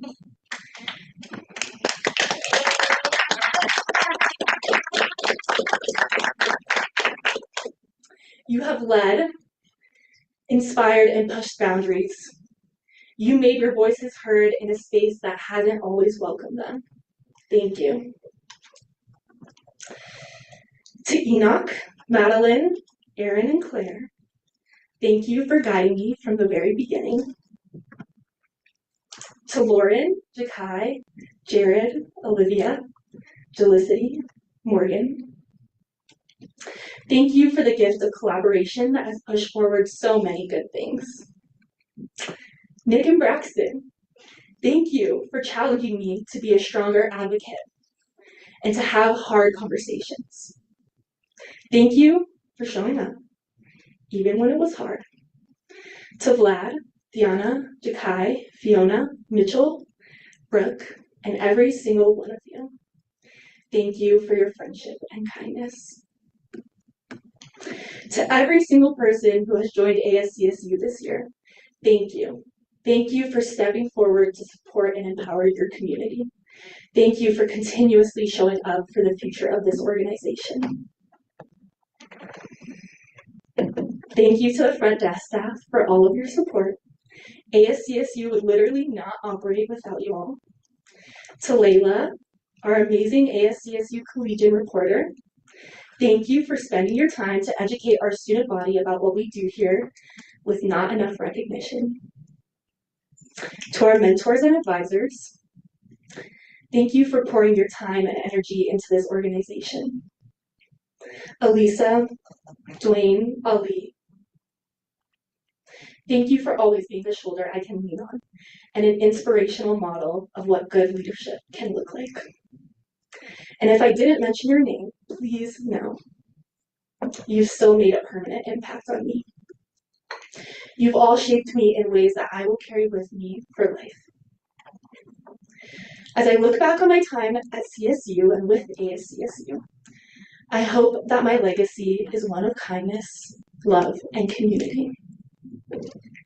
Not everything was perfect, but after all, nothing good in life ever is. What I do know is this: I used my time here to speak up when it was hard. I used my time to advocate for the community I love because this is my purpose. And most of all, I used my time here to experience just a little bit more of our shared humanity, thanks to every single one of you. I want to share with you all a quote that has shaped my vision for advocacy during my time here. And if you haven't heard it yet, I hope it will inform yours too. If you've come to help me, you're wasting your time. But if you've come because your liberation is tied up with mine, then let's get to work. And here's what I'll leave you with.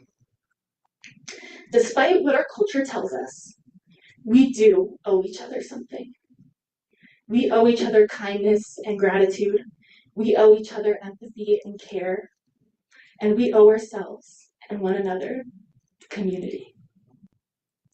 Even though I try again and again, words will never be able to express the gratitude that I have for this space.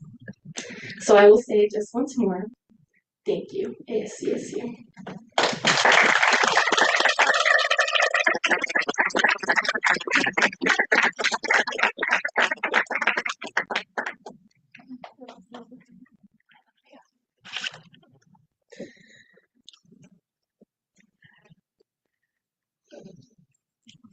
I'm not crying, you're crying.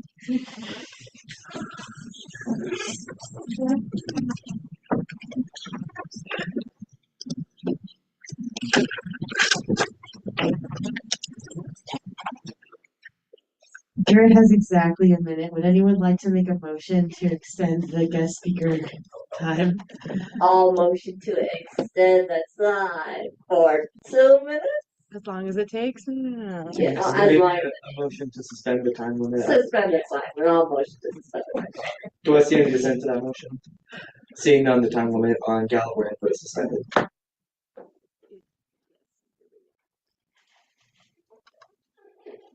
All right. Well, this is gonna be really quick, but I just wanted to, before I do my spiel, I just wanted to thank you all very much. This has been quite the privilege to get to work with each and every one of you, and it's been one of the best years of my life because of all this. So, thank you.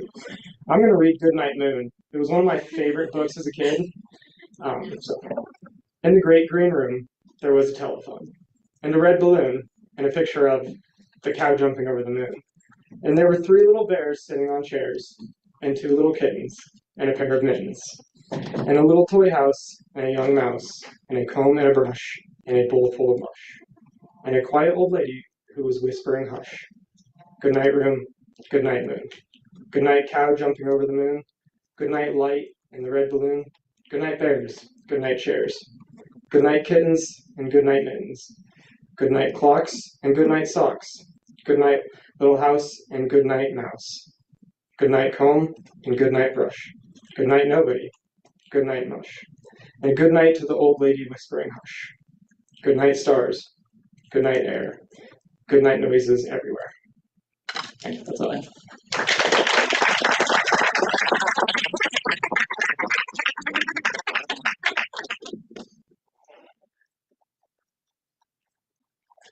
Thank you, Mr. Speaker.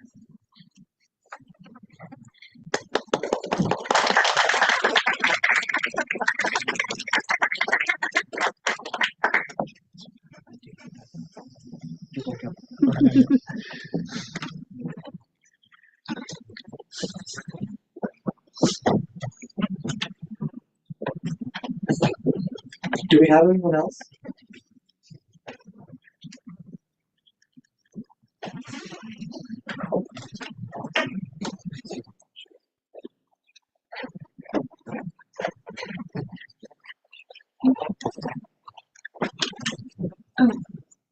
We should have done this first for you. Thank you. Okay.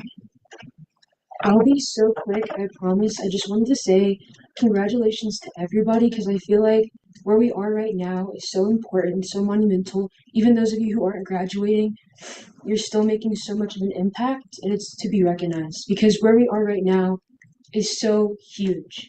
Like, take a moment to think about where you are and recognize how far you've come from where you were at the beginning. Also, just wanted to say, have empathy for your future self, and we're graduating! Oh my gosh!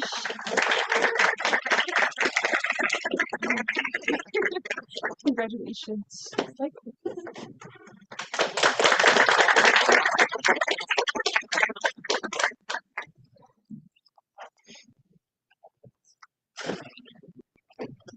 Do we have anyone else? Okay, seeing none.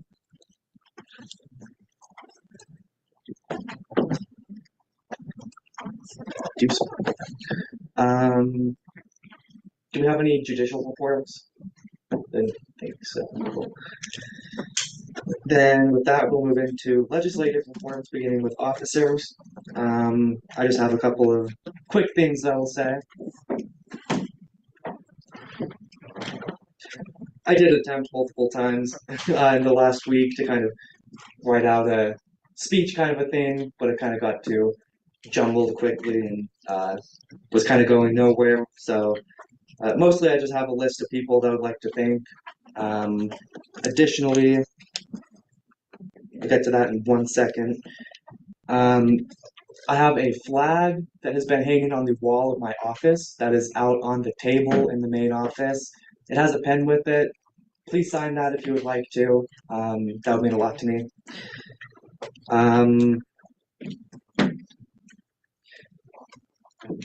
When I joined ASCSU a couple of years ago, I did not know that I would be one day standing behind this podium and holding this gavel. I kind of stumbled into ASCSU and then quickly found my place within it. I'd like to begin by thanking Rob Long. He was the president when I joined, and he's somebody who he believed in me when nobody else did, and that meant a lot to me. Second, Kyle Hill.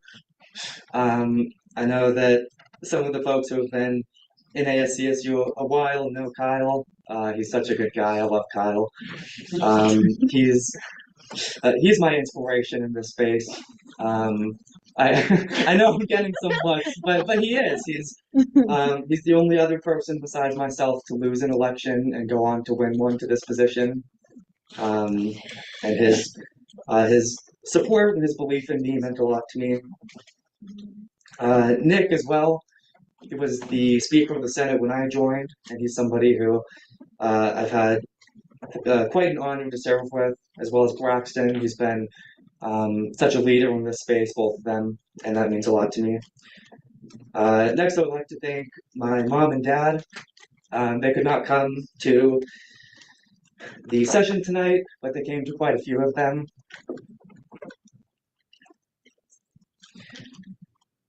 They've stood by my side my whole life and have given me unconditional love and support my whole life when I needed it the most. So, Mom and Dad, I know you guys are watching this, so thank you. Same goes to Lindsay, my twin sister. She's been one of the best influences on my life, and I couldn't have done any of this without her.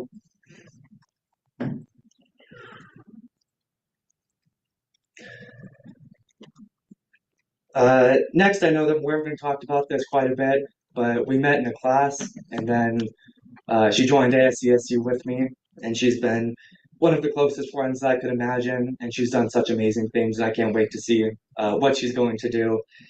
I know that life will have a lot of great things for her, and I hope that she keeps in touch and will be a lifelong friend, and I know that she will. Madeline, thank you for all that you do. I was not expecting coming into this position to have gotten as close to you as I have.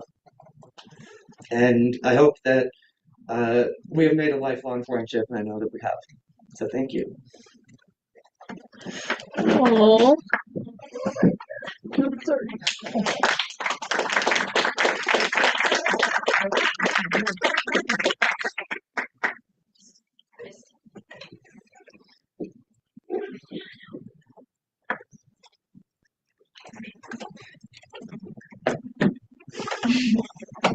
Kidding, look at you. Next to Brooke, she's been my right and left hand man this whole year. She's somebody who's been by my side the whole time and has supported me in the highs and the lows of it all. Absolutely could not do any of this without you. So thank you. I know that you will be the best person who will be filling this position after me, and I can't wait to see the things that you do in the 55th Senate.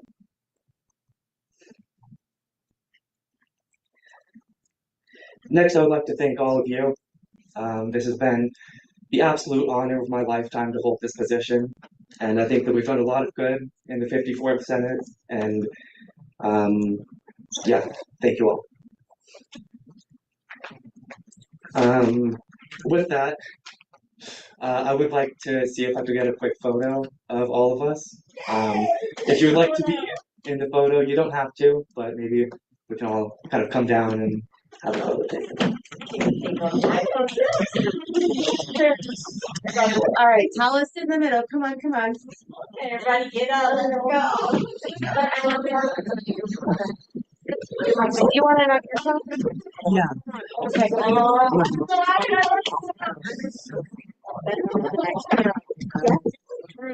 Can we borrow you for a minute? I'm gonna go back and watch it. I know it's wrong. I know it's wrong. Wait, so am I ready? Gotta get going on. I have my heels on. Go short. Okay.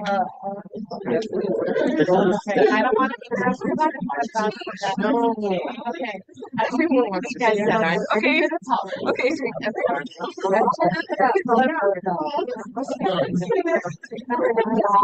Right, you know, yeah, I started talking on this, so I heard Georgia lives. Actually, you're telling me. Benchmark.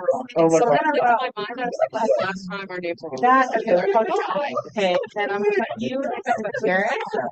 Garrett Cassidy. Yeah, like I know I feel short. Okay, so put Hayden in first, and then he'll be over. Okay,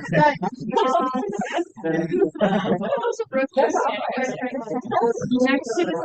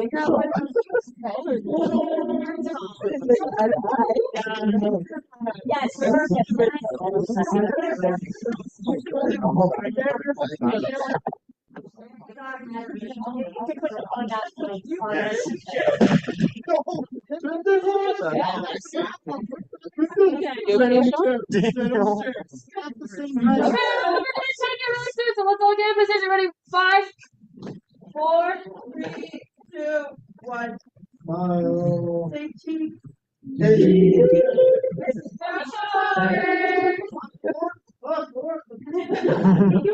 Everyone do 5, 4. No, it's 5. 5, 4. Just kidding. Sorry. 5, Hold on, there you go. There you go. With the gap.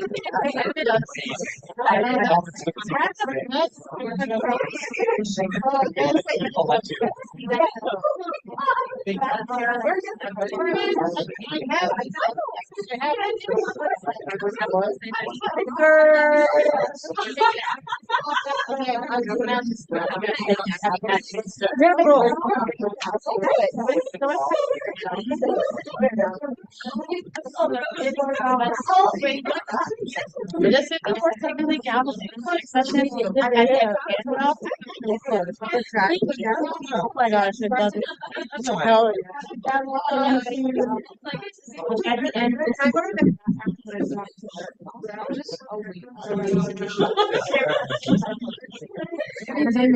I'm definitely putting on my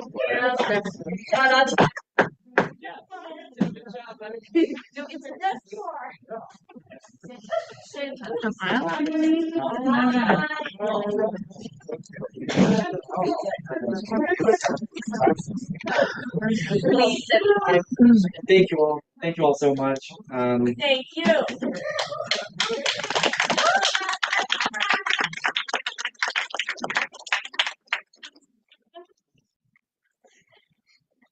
Post the pics of the teams, please. Picture didn't happen. Yes. Last thing I'll say, I know I said this, but I would just like to say it again. It has been the absolute honor of my lifetime to hold this position and to serve with each and every one of you. And I will cherish these memories for the rest of my life. So thank you.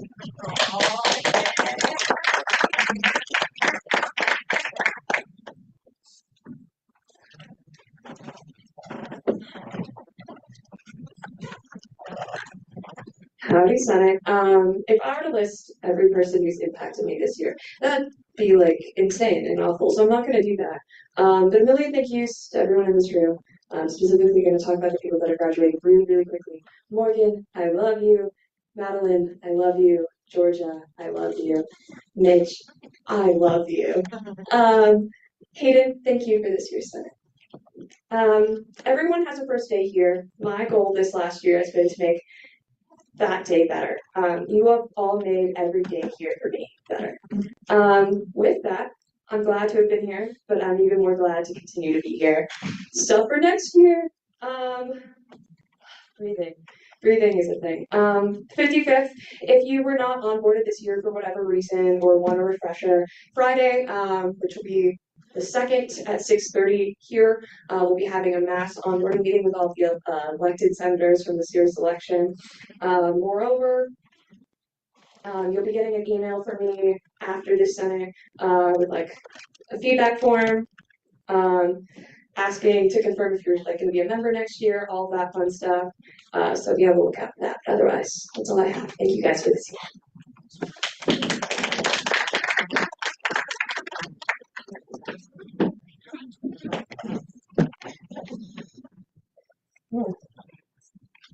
This is a mess. Okay.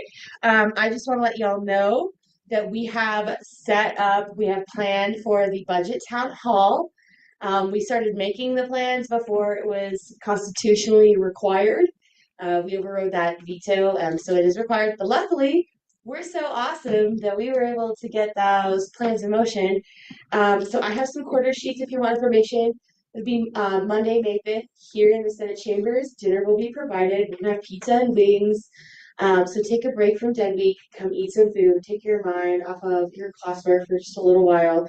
But most of all, I really want to encourage y'all to invite or get someone to come who isn't a part of ASCSU, whether it be a constituent, a friend, whatever, to try to get some input and voices that aren't just this space.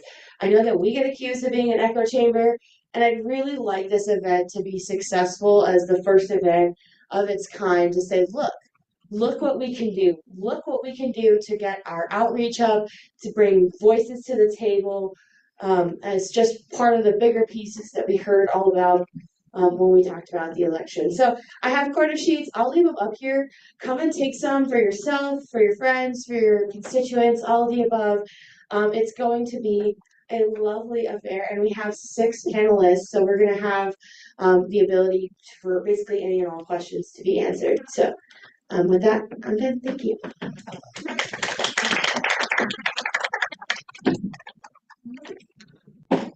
With that, we'll move into committee caucus reports, beginning with Chair Smith.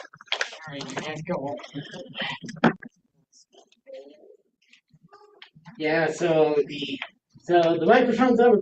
Oh my god! It's gonna trick you. It's not working. It's gonna start blinking. Oh my! Okay, because the microphones are torturing us over there. I'll be doing this here. 2 things. One, the last meeting of accessibility caucus is this Friday at 3 p.m. in the conference room. In the conference room, we'll be discussing just everything we've done so far, and yeah. Second, I just want to thank everyone for the great year. I know I kind of mentioned this in my senior speech, but it was an honor to be the Accessibility Caucus chair for this year, and I can't wait to see what this group's going to do next.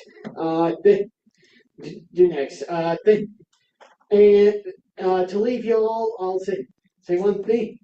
I'll say a quick quote from one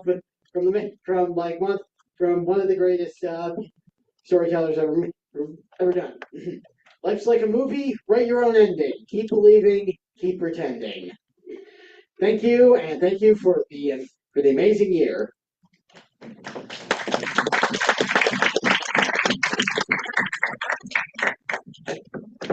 Chairperson. Okay, hello everyone. The last meeting of the Women in Social Justice Caucus will be Monday at 5. We'll be putting together the reproductive care kits. I know it's during Dead Week, but please come put them together. Take a break, and it's going to be the budget town hall's at 6:30. Okay, so you come to the budget town hall right after. It'll be great.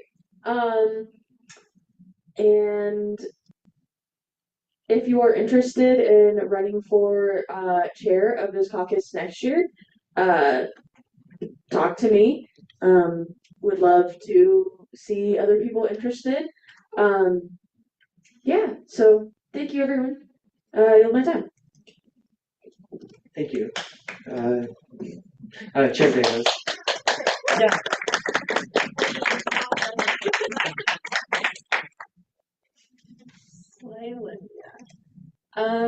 So logistical stuff, we have our last meeting on Monday. We'll be talking about the affordability report, finalizing it, going over the whole thing. It's been a project literally since the summer, so it's not done.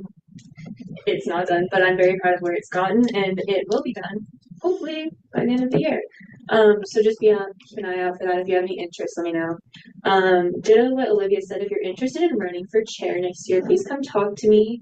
I'm writing a very, very comprehensive transition report, lots of details, lots of ideas, and I'll be around next year as a resource as well. So it's like the position of being a chair is kind of scary to you, but you're like, maybe I like housing. Come talk to me. You'll love housing if you're the chair. And like I'll be a resource. So if you have any interest. Also, we just literally at 7:30 finished our student housing conversations event with the Center for Public Liberation. That went really well. We had a full room, about 50 people plus city people, and a lot of really good conversation and good solution-based approaches. So be on the lookout for that. I'm gonna try and type up a little something about what happened there. And then tomorrow the Affordable Housing Advisory Board is coming. They'll be meeting in here in the Senate chambers from 4 to 6 p.m. So if you have any interest in seeing how a real city of Fort Collins board meeting runs, specifically with affordable housing, come to that. They have time for public comment if you want to make it. You can also just sit, listen, take notes, be there. So that's tomorrow, 4 to 6 p.m. here in the Senate chambers. And that's everything. Yeah, I love Housing Caucus. I use my time.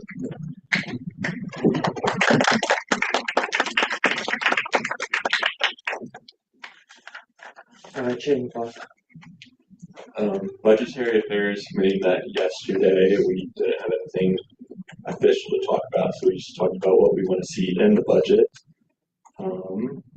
We will be meeting again next week to review the budget itself because it will be officially submitted on Monday. So if you want to see that, want to ask me questions about that, want to ask how amendments will work, come and I can answer almost any questions you have. It's really confusing, so I can't promise everything.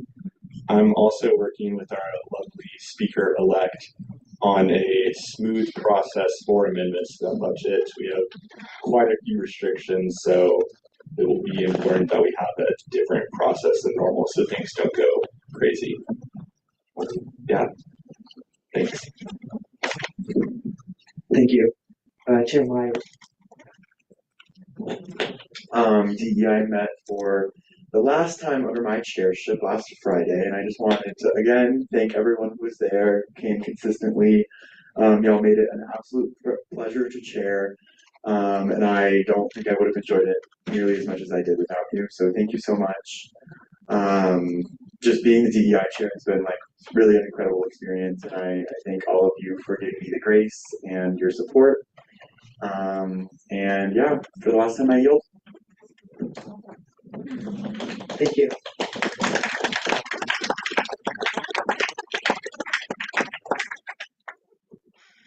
Chair Miller.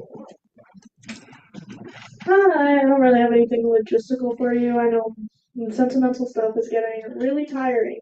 I'm tired, but I'm gonna keep this super, super short. Shout out to my lovely vice chair, Jelicity. Why am I doing this? Announcing it? I don't know. Shout out to Jelicity. She's like 5 people, and when people ask me, Fiona, why don't you have a secretary for your committee? And I went, I don't need one. I have a Jelicity. Shout out to Brooke. I wouldn't have run for chair if it wasn't for Brooke.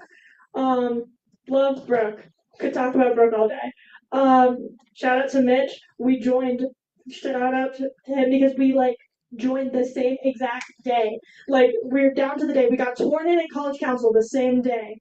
We got sworn in ASCSU the next day. We got sworn in as chairs the same day. Don't know how I'm gonna do it without you. Not looking at you because I'll cry. Hi Hayden, how are you?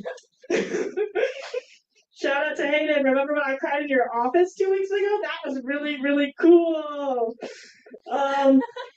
And all of you funny people under the desk, I know you're gonna miss my funny email sign-offs. I don't know what you're gonna do without it. So yeah, thanks to everyone who came to committee. You made it wonderful. If anyone's interested in sharing, more than happy to talk to you about that. I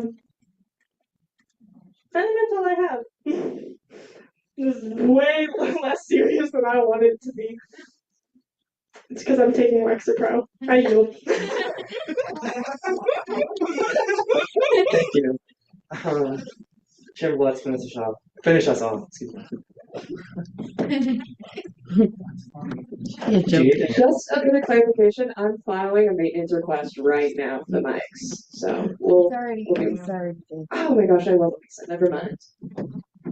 Thank you. Hi everyone. Internal met again for the last time on Friday. We saw Bill 5426. I about cried when we did this, but we edited the forwarding clause. I was so happy we did that. Bill 5428, we editing the forwarding clause again. We endorsed it.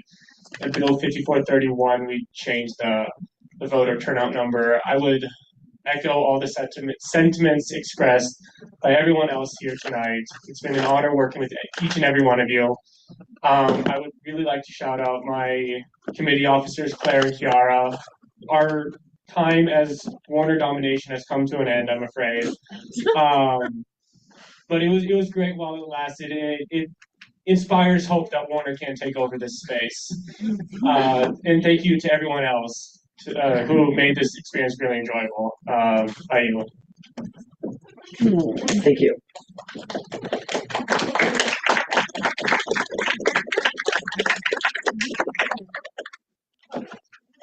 With that, we'll move into Senator and Associate Senator reports, beginning with Senator.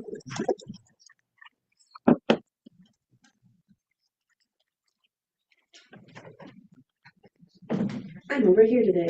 All right, so Queer Prom was last Friday. That was an amazing time. If you couldn't make it, something rather interesting happened. If you want to know, come talk to me. Please, somebody come talk to me. I really want to talk about it. We have more gender-affirming garments in the lavender cabinet, and also it's just I want to be sentimental like everybody else. I'm gonna be here next year, so I don't have anything to talk about. But I like you guys. You guys are cool. I yield. Thank you. Senator Roberts. Hey everyone, just really quick. Gus, Hank, Spaghetti, and I, these are the varsity polo horses for CSU polo team. We'd like to invite you to the CSU Equine Polo Tournament that's going to be this Friday, Saturday, and Sunday. It's Friday, games at 6. Saturday 10 and then another one at 6 and then Sunday at 10 as well. This is going to be at the Pit Arena. If you've never watched polo before, it's really fun. You guys should go watch, and that's all I have to say. I yield. Thank you. Chair Davis. So a couple things. If you know anybody or you yourself are interested in representing the Safe Center next year, we're still looking for senators, associate senators, all of that. Come talk to me or Olivia. We'll tell you all about it. It would be super cool. But if you know anyone who's maybe looking to get involved, possibly didn't get elected, but still wants to be involved, they can come talk to me or Olivia about representing the Safe Center. Obviously, they have to have like survivors' interests to the best interest, but that's a given. And then also we finished up Sexual Assault Awareness Month today. Before I talk about all of that, I also let's say another quick thank you. I don't think anyone here is from the court, but to the court for hosting Rams Know Your Rights. Today they talked about Denim Day, which is a really big day for survivors and just the community in general. I won't go into like a lot of detail, but they did like talk about rights and just like your basic human rights as a person. So look that up, and then I'll yield to Olivia. We had a ton of really good events for Sexual Assault Awareness Month, and we wrapped it up with Take Back the Night, so I'll let her talk about that a little bit. Okay, so this was why we were late today, is that we were at Take Back the Night, which started as a nationwide protest. It's a walk that a lot of times women have organized in the past around sexual assault awareness and being able to be safe at night. And our former educational director, Erica Ross, reshaped the program to be a very healing ceremony. So our theme this year was Tides of Grief. It was very beautiful. We did a whole like cleansing ceremony. We had some really bomb food from catering. It was pretty good. And it was just very, very beautiful. So if you identify as a survivor in any capacity, come stop by our office. We have lunar moth pins for those who are graduating and identify as survivors that you can have and to hold dear to you. Anything else? Yeah. I also just wanted to say, I forgot to say it earlier, but thank you for everyone that came to my caucus. It's the second year that I've done this, and the first year, the first year I did this, there wasn't a whole lot of people that came, and this year, a lot of people showed up. Whether you were there every week or whatever weeks you could make it, I'm super thankful, and just thank you for the support. Do you want me to yield back to you? Okay. I yield my time. Thank you. Senator Boyer. Hello, friends. I just wanted to first say, like, it's been such an honor to be with all of y'all. For this year, it's been fantastic. My little tidbit is, If you've scheduled your accommodations with the SDC Center for finals, make sure you double check, triple check, and quadruple check that you are making it to the right room at the right time. Fun thing to do at 7:45, about 15 minutes after exam starts. So I will yield to Joyce. Yeah, the SCC is always looking for more representation in seats. So we currently, for next Senate, will have 2 associate senator seats that are currently open. If you know anyone who is looking to be in that position, please let us know. Or actually one, unless we get the large Senate, it's 3. It confused. We have an 8 seat, at least one, that we need to fill. And then we also are still looking for people to join things like CSA, get more involved with Accessibility Caucus, and Disability Club. There's a lot of space on campus for you to be represented as a disabled person, and really to have pride in that. So we just wanted to leave that as a space here. There was more, but I forgot. Shout out Jess. I was like the only SDC senator for a hot second, and I'm happy. That's all.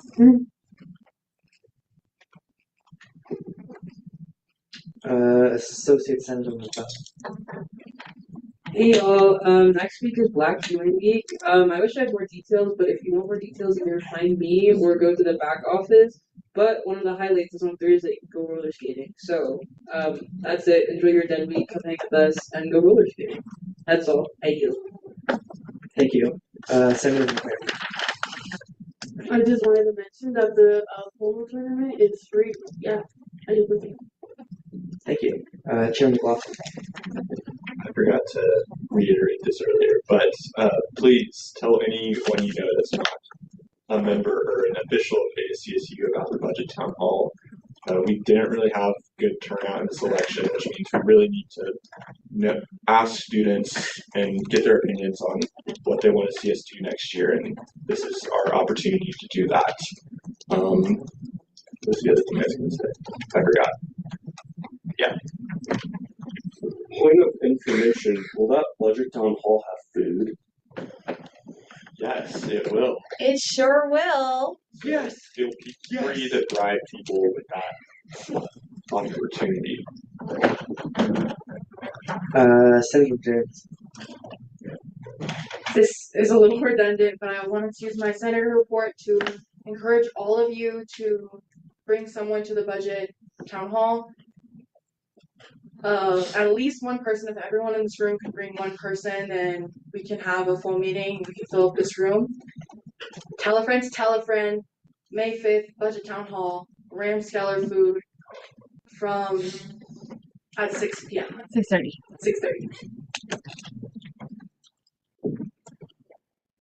6:30. Senator Joe. Oh my gosh, I just want to say this, and I was so nice. It really made me so happy. I just want to also say, I don't know who's speaking, but I really do hope, if you're not graduating, everyone please come back next year. I really, truly do love everyone in this room. Like, getting to know y'all has been so nice. I really love this space. And on that note, me and Diana will be tabling for the budget town hall from 11 a.m. to 1 p.m. tomorrow on the plaza. And also, I'll be tabling from 11 to 12 on Friday. And I'll be tabling from 11 to 1 on Monday. So if you want to come join me, I'll have a speaker, we'll have a table. And you can just come and chat with me because I'm so fun to hang out with. So y'all should definitely come to table, because we need to get that budget thing out. I want everyone, you better have someone, you better be at least one person to show up to that thing, because yeah, it's our job. But yeah, promote budget town hall. Senator Rivera. Hello, I just want to congratulate all seniors. Y'all did it. I'm super proud of y'all. I love all of y'all. Cambridge, I really love you. But on a more, yeah. Okay, so Central still has a scholarship open for anyone who's looking for scholarship. It's the Elizabeth Woodworth. It's open to all, and it's up to $4,000. The deadline for the scholarship is June 1st, 2025. So if y'all know any student, first generation, incoming student, maybe even ourselves, who are looking for scholarships, please apply. I know a lot of scholarships usually close March 1st, and I really like how the scholarship closes until June 1st, so you still have a lot of time to apply. And if you do need any more information, please let me know. And again, congratulations, seniors. Y'all did it. Super proud of y'all. I give my time.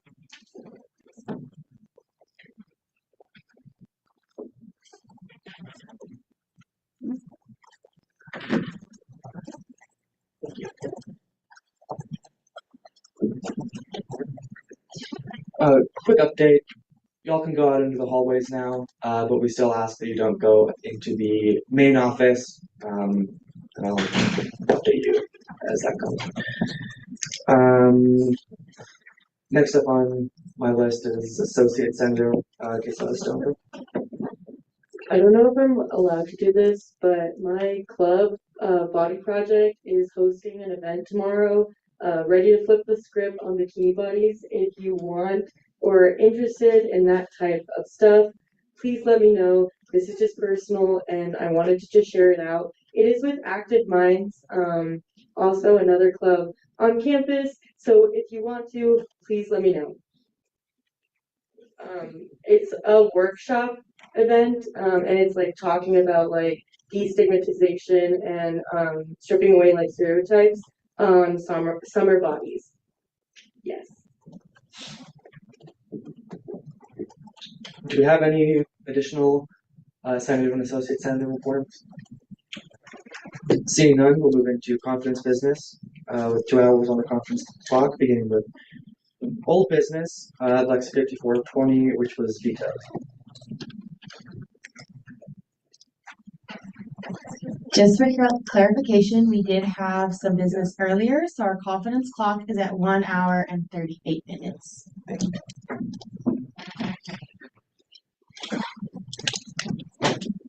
Also, if I could have someone come up because it's my legislation.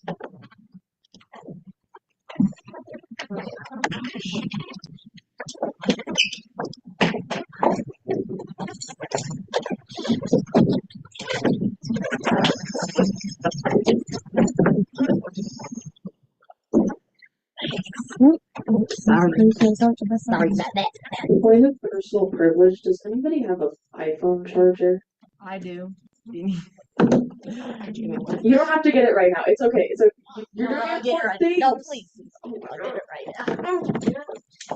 Thank you. I got the fast charger. The goat.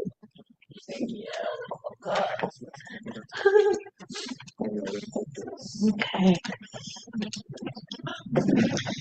If you make this bigger, you have all the other clocks already built in. We have the main. Okay, today we're going to be looking at LIX 5420, ensuring fair financial distribution within ASCSU branches. The abstract says, this LIX aims to codify a fair and balanced fiscal structure within the branches of ASCSU to uphold a system of checks and balances that does not favor any single branch. And with that, we'll begin 10 minutes of discussion and debate. Chair Davis. I have a quick point of information and then a motion.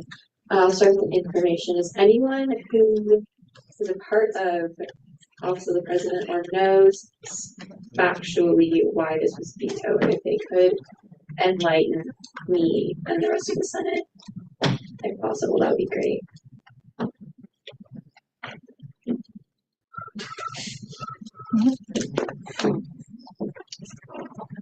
If I'm remembering correctly, the conversation that transpired the last time that this was on the floor between the president-elect and the body, not that it was distinctly a conversation, it was a period of discussion debate.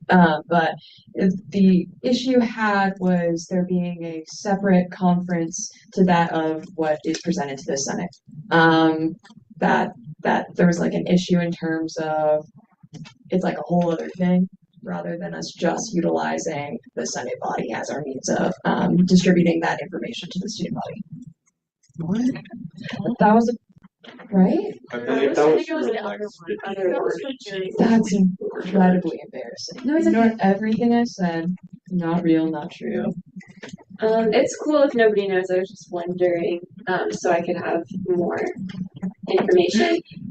With that being said, I will give everyone a chance to get on the speakers list, but then I'd like to motion to exhaust it.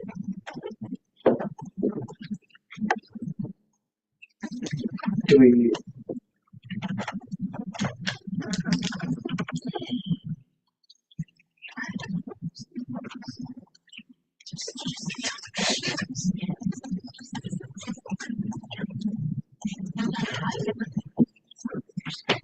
Does anybody else want to be added? I got you. Okay, then we had a motion to exhaust the speakers list.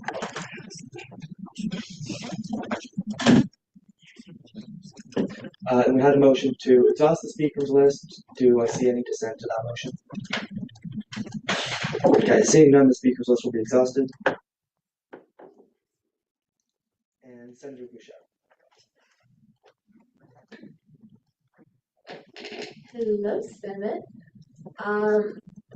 I think the ideas of this Lex are wonderful, with the fact of better inter-branch relationships. However, I feel that the actions within this Lex aren't the best routes to achieving this. I don't think splitting the budget in half for discretionary is going to achieve the equality we want, because there's a difference between equality and equity. And notes written down. The Senate has the power to affect the budget, and just because it gets expedited every year doesn't mean we should let that happen all the time. If we have ideas, and I think with us having the budget town hall, and I'm hoping that'll be instated in future sessions as well, we have the power to look over the budget. And honestly, like, we have, like, Joseph and Jakai are in this office. We can talk with future presidents and vice presidents when they are making budgets, so you can voice your opinions to them even before the budget is finalized and before we vote on it. I think there is time, even though it's short, and I know it's like stressful during this time of the year with like finals and dead week and midterm seasons wrapping up, depending on what major you are. But I think I love the ideas of inter-branch relation, like improving the relationships. I think it's wonderful. I think it's something ASCSU has struggled in the past. I haven't been in ASCSU until this session, so I don't really know the past tensions, but from what I've witnessed, I feel like we've had much better interactions between the three branches, and I think we're headed in the right direction. However, I don't believe that the splitting the budget, the discretionary aspect, is the best account to achieve the goal we're trying to achieve.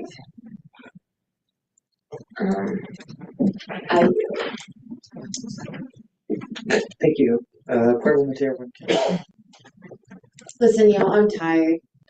Nothing has really changed from last week to this week. I hope that you all carry the torch in budget reform, the timing of elections, all of the things that we've all talked about this year that affect how students get involved, how we get feedback and input of how our money is spent, etc.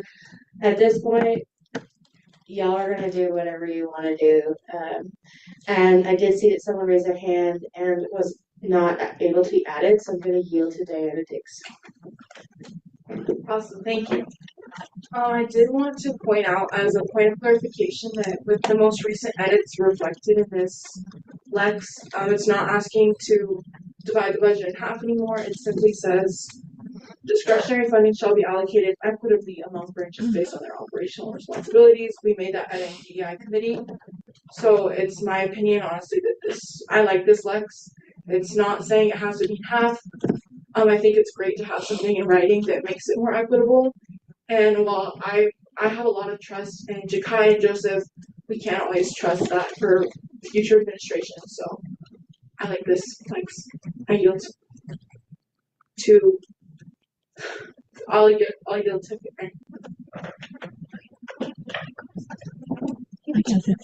Stay there. Do you want the hair? You want the podium? Podium. Yeah. Podium. My hands are so sweaty. I'm so sorry. Sorry, Okay. I am in direct support of this Lex. I think everyone also should be. And I guess I have one question for Amika. I know you brought up the point of like Senate does have the power, but I guess my question to everyone else is why didn't we really use that last year? I felt like there was a lot of complaints about the budget this year from, I would say, most people in Senate. So I think if we fail to use this power in past years, we have. I think this is really needed because we quite literally have, if there was problems with the budget, no one really saw through last year's is what I've gathered. And no, I wasn't here, but just like hearing what everyone has said about the budget, it sounded like no one really agreed with it. So my question is, why did it pass? So I think if we're already having these issues, this Lex is a great way. And I think if the only issue you had with it was the splitting in half, that's obviously been solved. But yeah, I stand in full support of this Lex. Yeah, that's all I have to say. I yielded here. I'm conflicted about this Lex. My main objection to it is that it seems to mainly solve a problem that could be better solved by the Senate exerting its powers fully, which I think y'all know me enough to know that I'm a Senate supremacist. So there's that, and yeah, hopefully the process will be different this year. I will be staunchly in favor of anyone who wants to amend the budget. So that's just another plug to reach out to me if you have any problems, even the smallest ones, so that we don't have this issue and have this discussion next year where we're complaining about a budget that we didn't like that we passed because we didn't know anything about it. So that's just my 2 cents. I yield back to whoever started this. That'll be you. I don't care. You're gonna vote however you want. I want to see budget reform. We've started that ball rolling. Let's keep it rolling. Whether you do or not vote for this, I don't care anymore. Just carry the torch forward, please. Thank you. I yield. Thank you. Jill Forsey. To speak to, I think one of the issues of the budget last year is, like we have one meeting where we're all like trying to pass it, but if we don't pass it that night, then we're just kind of stuck, which I think is potentially an issue. That being said, I just wanted to ask, is there, when the president vetoes something, does he have to give a reason? Or is it just? No, they can just sign and veto legislation. Just for a point of clarification too, he can just not say anything at all and wait it out, otherwise known as a pocket veto. Yeah. Okay. I don't have anything else to add. I'll yield back to Jared. No. What were you saying? Never mind. Okay. I have my time. I have a point of clarification real fast. Just so everyone knows, you can interrupt what's currently happening with the point of information, clarification, or point of personal privilege. I just wanted to throw that out there to make sure we're using those motions properly. Thank you. Thank you, Fiona. That is the time on. Oh, actually, no, we exhausted the speakers. So let's not listen to that. Senator Wolfere, what are the last one? Did anybody else want to speak? Okay, then I get to read it. Thank you. Then, with that, we'll move into voting on this. I'd like to motion for a placard vote. We have a motion to do this vote by a placard vote. Do I see any dissent to that? Okay, seeing none, we'll vote on overriding this veto by a placard vote. All those in favor of overriding the veto and passing this legislation, please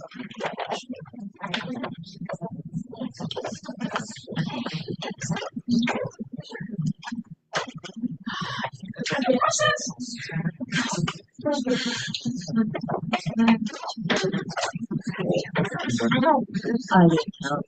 I'll count right now.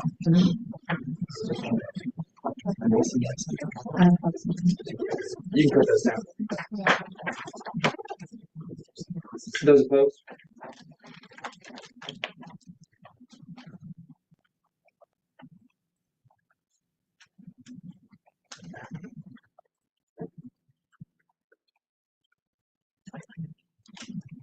You can put those down.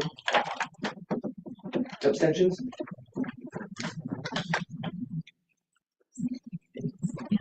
You can put those down. Let me do a little bit of math. I know I joke about this all the time. I'm a poli-sci student, but I don't do math. What are the numbers?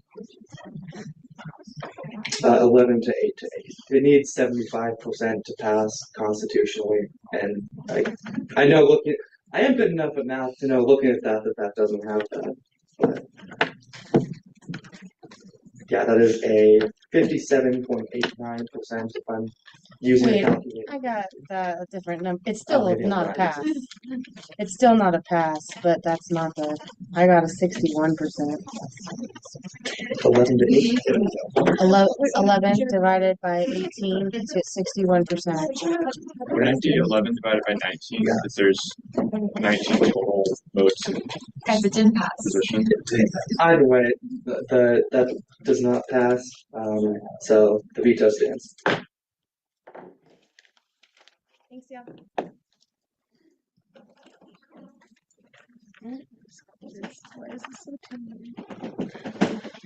With that, we'll move into Bill 5426. Damn, Nick got one veto in before his presidency. I've never seen a veto until the presidency, and I've never seen one Don't actually worry. stand. I have budget reform ideas. Trust me.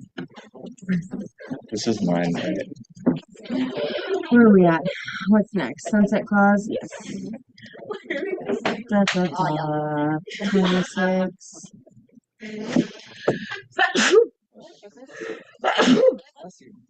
Oh, thank you.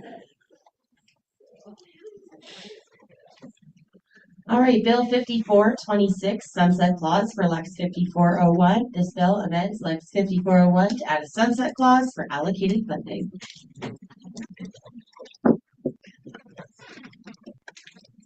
This bill is like the least interesting bill ever, so I'm just gonna move right into discussion debate. Did committees make edits to this? Okay, seeing none, we'll begin 10 minutes of discussion debate. Senator Roberts? Move to previous question. Does that motion have any dissent? Seeing none, we'll move into voting on this legislation. Senator Jones? I motion to approve with unanimous consent. Do I see any dissent to that? Seeing none, this is passed by unanimous consent.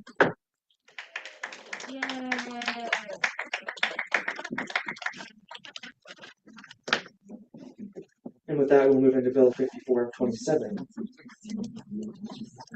Bill 5427, ensuring student success in graduate entrance exams.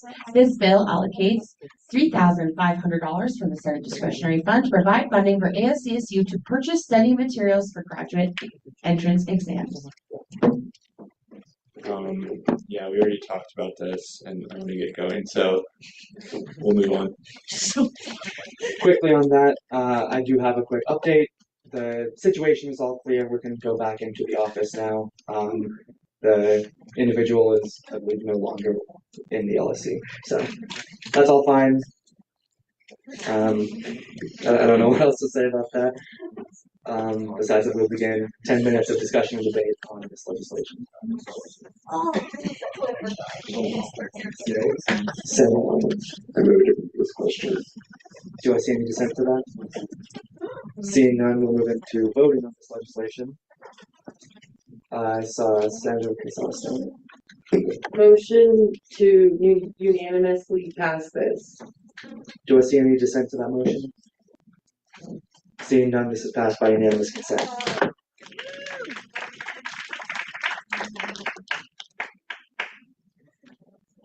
With that, we'll move into Bill 5428.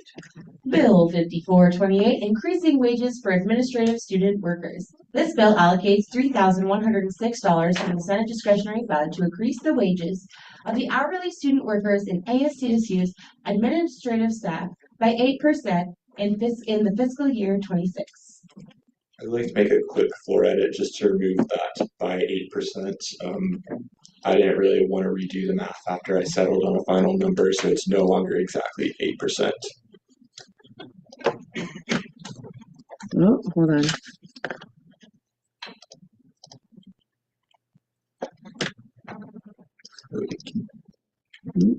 Yep. Awesome, thank you. Okay, now we can move on. With that, we'll begin 10 minutes of discussion and debate. Go ahead, Senator Dowd. I motion the previous question. Do I see any dissent to that motion? Is that dissent? Okay, then we'll move into voting on this legislation, and I see Senator Dowd again. I motion to approve with unanimous consent. We have a motion to approve this with unanimous consent. Do I see any dissent to that motion? Seeing none, this is passed by unanimous consent. Make sure it says 2026. I think there is an edit that didn't get caught, but there was one on the floor last week. Okay. And with that, we'll move into the last bill of the 54th Senate, Bill 5431. No. Well, this is on the agenda. We already passed this, no? 5429? Are you skipping one? No. We just did 54. Resolution 54. Announcing a piece of it? Yeah. Oh, yeah. I skip that. Second to last. I did skip that. That's my bad, y'all. You fucking with me, you Gotta keep going on your toes somehow. Resolution 5429. I just want it to be known that I'm giving myself a strike for swearing. On the mic. Well, not on the mic, on the owl. Okay. Anyway, resolution 5429 denouncing visa revocation for international students. This resolution denounces the revocation of visas for international students at Colorado State University by the U.S. Department of State. Okay, so this may or may not be moot.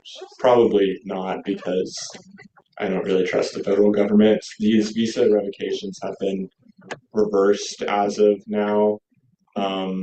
Who knows if they'll stay that way, but I still think this is a good idea for us to stand in support of the students affected. Yeah.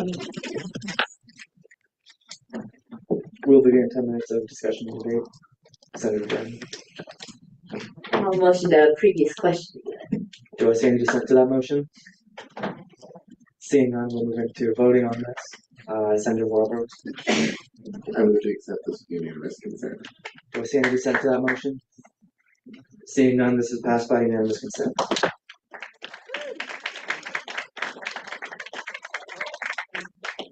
And now the final bill, Bill 5431. Here we go. Bill 5431, funding future election success. This bill reserves the remaining balance of the Senate discretionary fund and the legislative cabinet discretionary account to be used to fund an elections advertising position in the 2025-2026 academic year. Could someone grab Morgan if she's still here? I have a question for her.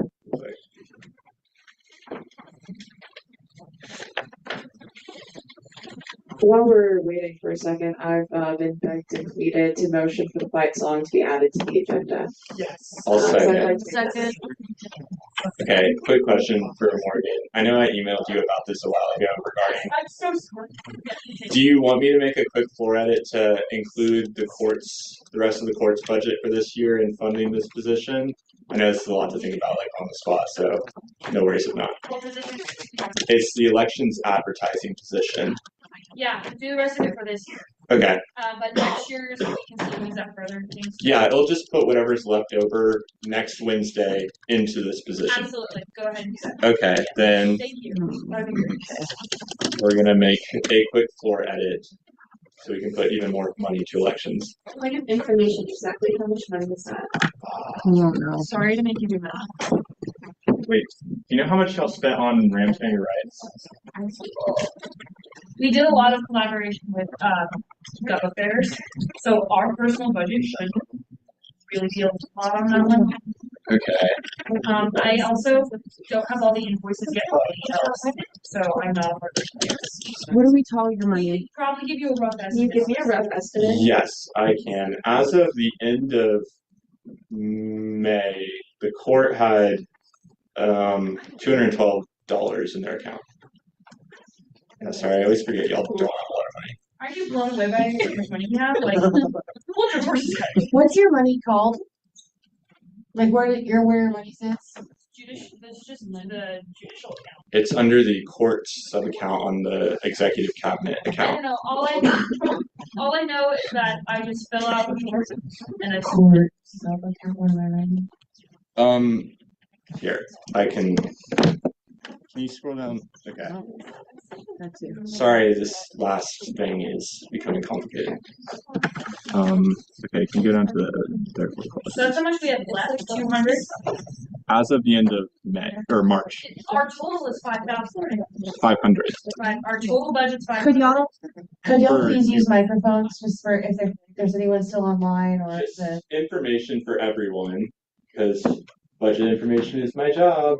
The Supreme Court was allocated $500 in discretionary funding for the entire academic year for 2024 to 2025. So that's the whole Supreme Court. We didn't have $5,000 for anything, right? Because I remember we had a conversation about more money than that. No, y'all had $500. Elections had $2,000. Okay, that's where the 1,000 number came in. That makes sense. Okay, so elections is 2,000. Just for people who don't know, the Supreme Court literally does only have $500. So that's why we collaborated with Gov Affairs, and so the rest of that money can go to this position. But that $2,000 is elections, and I don't know where that went or how it was used.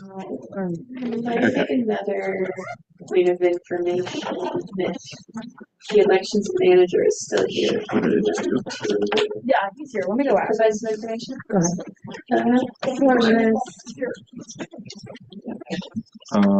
So with that fight song motion, Okay. it's on the agenda. It needs to be voted on. Come on. We did have a motion to add the fight song to the agenda. Second. Do I see any dissent to that motion? Lauren, I swear Okay. No dissent. Wait, is this gonna prolong us? okay, I grabbed Kieran. Sorry, we're making y'all make like kind of important decisions on the fly, so I have a point of information for Mr. Elections Manager. Seeing as it's how much money is left in the elections budget, do you know? First, that's the first question. It's the face. Oh, thank you. No, I do not know. I can do the math real quick. Roughly. $500-ish. Would you also be willing to put that on here? I don't know what If the I make total that exactly is, but I can say the remainder. I mean, we're not adding a number, we're adding whatever's left over. You can have my remainder. Can I Awesome. make that motion for this? Thanks, Karen. Sorry. I was joking.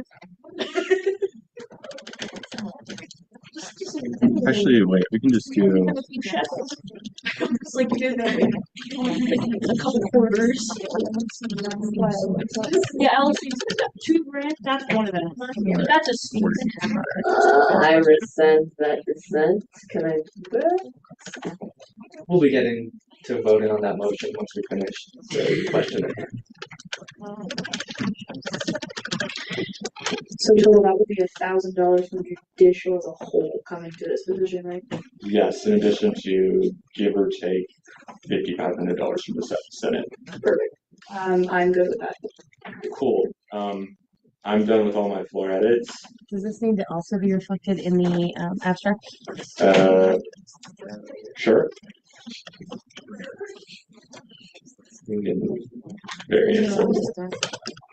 Really quick, thank you all for doing this. And thank you, Jared, for putting this together. Like, this is very important. So. Oh, I love making sure money is not left over. Yes, but this, yeah, absolutely, especially because this position I think is going to be incredibly helpful, and yeah, we've just got a lot of great ideas to leave behind, so I'm excited. So thank you.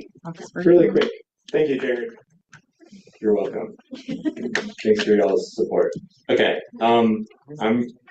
I'll let Darren do it. Is there any objection to the Oxford comma? Anyone here got beef with the Oxford comma?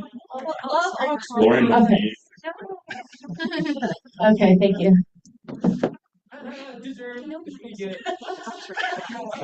Are you dissenting the Oxford comma? Yeah. Get out! Okay. Wait, what am I supposed to be in? Okay. I'll do it. I know longer. I thought everyone to lock back in. Sorry, Brooke. I will make a motion to approve this via a voice vote. Discussion. Yeah, we'll have that discussion. Coming soon. With that, we'll begin 10 minutes of discussion and debate on this legislation. Chair Davis. Okay, I have something to say. Like, again, thank you, Jared. I think that this is a solution to a problem. Like, ultimately, it takes the burden off of us somewhat, not completely, but it funds a specific position to get people to vote. When we vote, we get our constitution ratified. When we don't vote, we don't. And so this is just like a solution to a problem, And so I know that I'm sure everyone is like in agreement with this, but I just wanted to put that out there again that this is actually very helpful to elections and very important to like getting the vote out there in a way that is like takes a lot of the burden off of a lot of people. So I'll yield. Yeah. Thank you. Senator Boyd. So I just wanted to, can I ask a question and yield to Jared? Yeah, why not? Okay. So what's the difference between this and the PR manager that Senate already has? The PR manager is for the Senate. This is for elections. The PR position for the Senate will not be doing anything regarding ASCSU elections. They will be in charge of doing PR for the Senate as an entity. So PR manager for elections committee, basically. This bill does not create a position yet, so I don't know the exact definitions or job description for this position. That's kind of the ball's kicked to the future. Okay. But ideally, this position would be in charge of advertising elections, driving up student support, reaching out to organizations, tabling, doing all the stuff that will help increase turnout in the future. Okay, got it. I yield. A point of clarification, until we pass an omnibus with all of our changes that were not passed by the Constitution ratification, there is no PR position. That's not the case. The position was created by Lex 5401. It was added to the bylaws. Money was allocated to fund the position. For all practical purposes, the position exists. There's just this one section, I believe, in the Constitution listing the officers of the Senate that was updated to include that new position. That technically would have to be repassed, but the position does exist. It's just not mentioned in the Constitution yet, is what that is. If that makes sense. I think I was yielded to, so I'll yield and make a motion to the previous question. We had a motion to previous question. Do I see any dissent to that motion? Seeing none, we'll move to a vote on this. Chair McLaughlin. Okay, I will make a motion to approve this via voice vote because I don't like unanimous consent. Do I see any dissent to voting on this by voice vote? Okay, seeing none, we'll do that. All those in favor of passing this legislation say aye. Aye. Those opposed say nay. Any abstentions? This legislation passes. point of information, Jared, what have you against the unanimous consent? I don't like silence. It feels like we're not doing anything. And then, yeah, we did have a motion that kind of got pushed to the side a little bit to add the fight song to the agenda. Yes. Second. Second. All those in favor of putting the fight song on the agenda, say aye. Aye. Those opposed, say nay. Nay. And abstentions. Straight to hell. So this will be added to the agenda.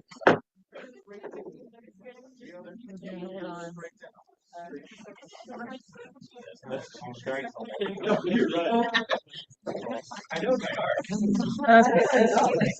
Motion to have after adjournment.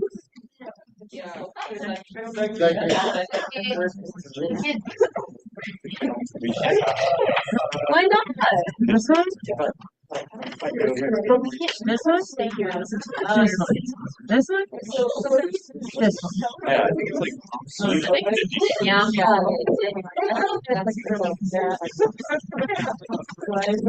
was so confused.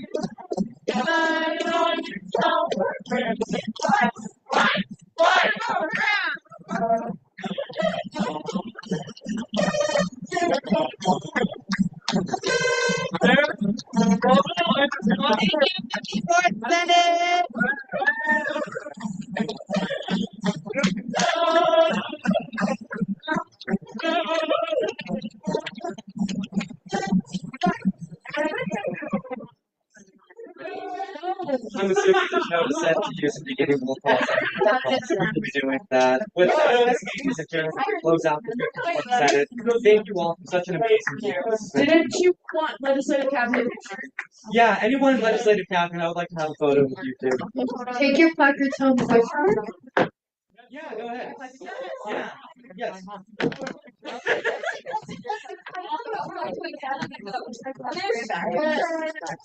Buy it back.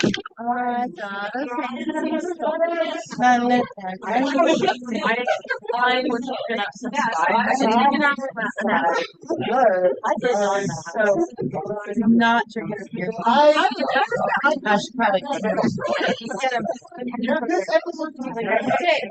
Okay. Picture. Bye. Let's have cabinet. Let's go.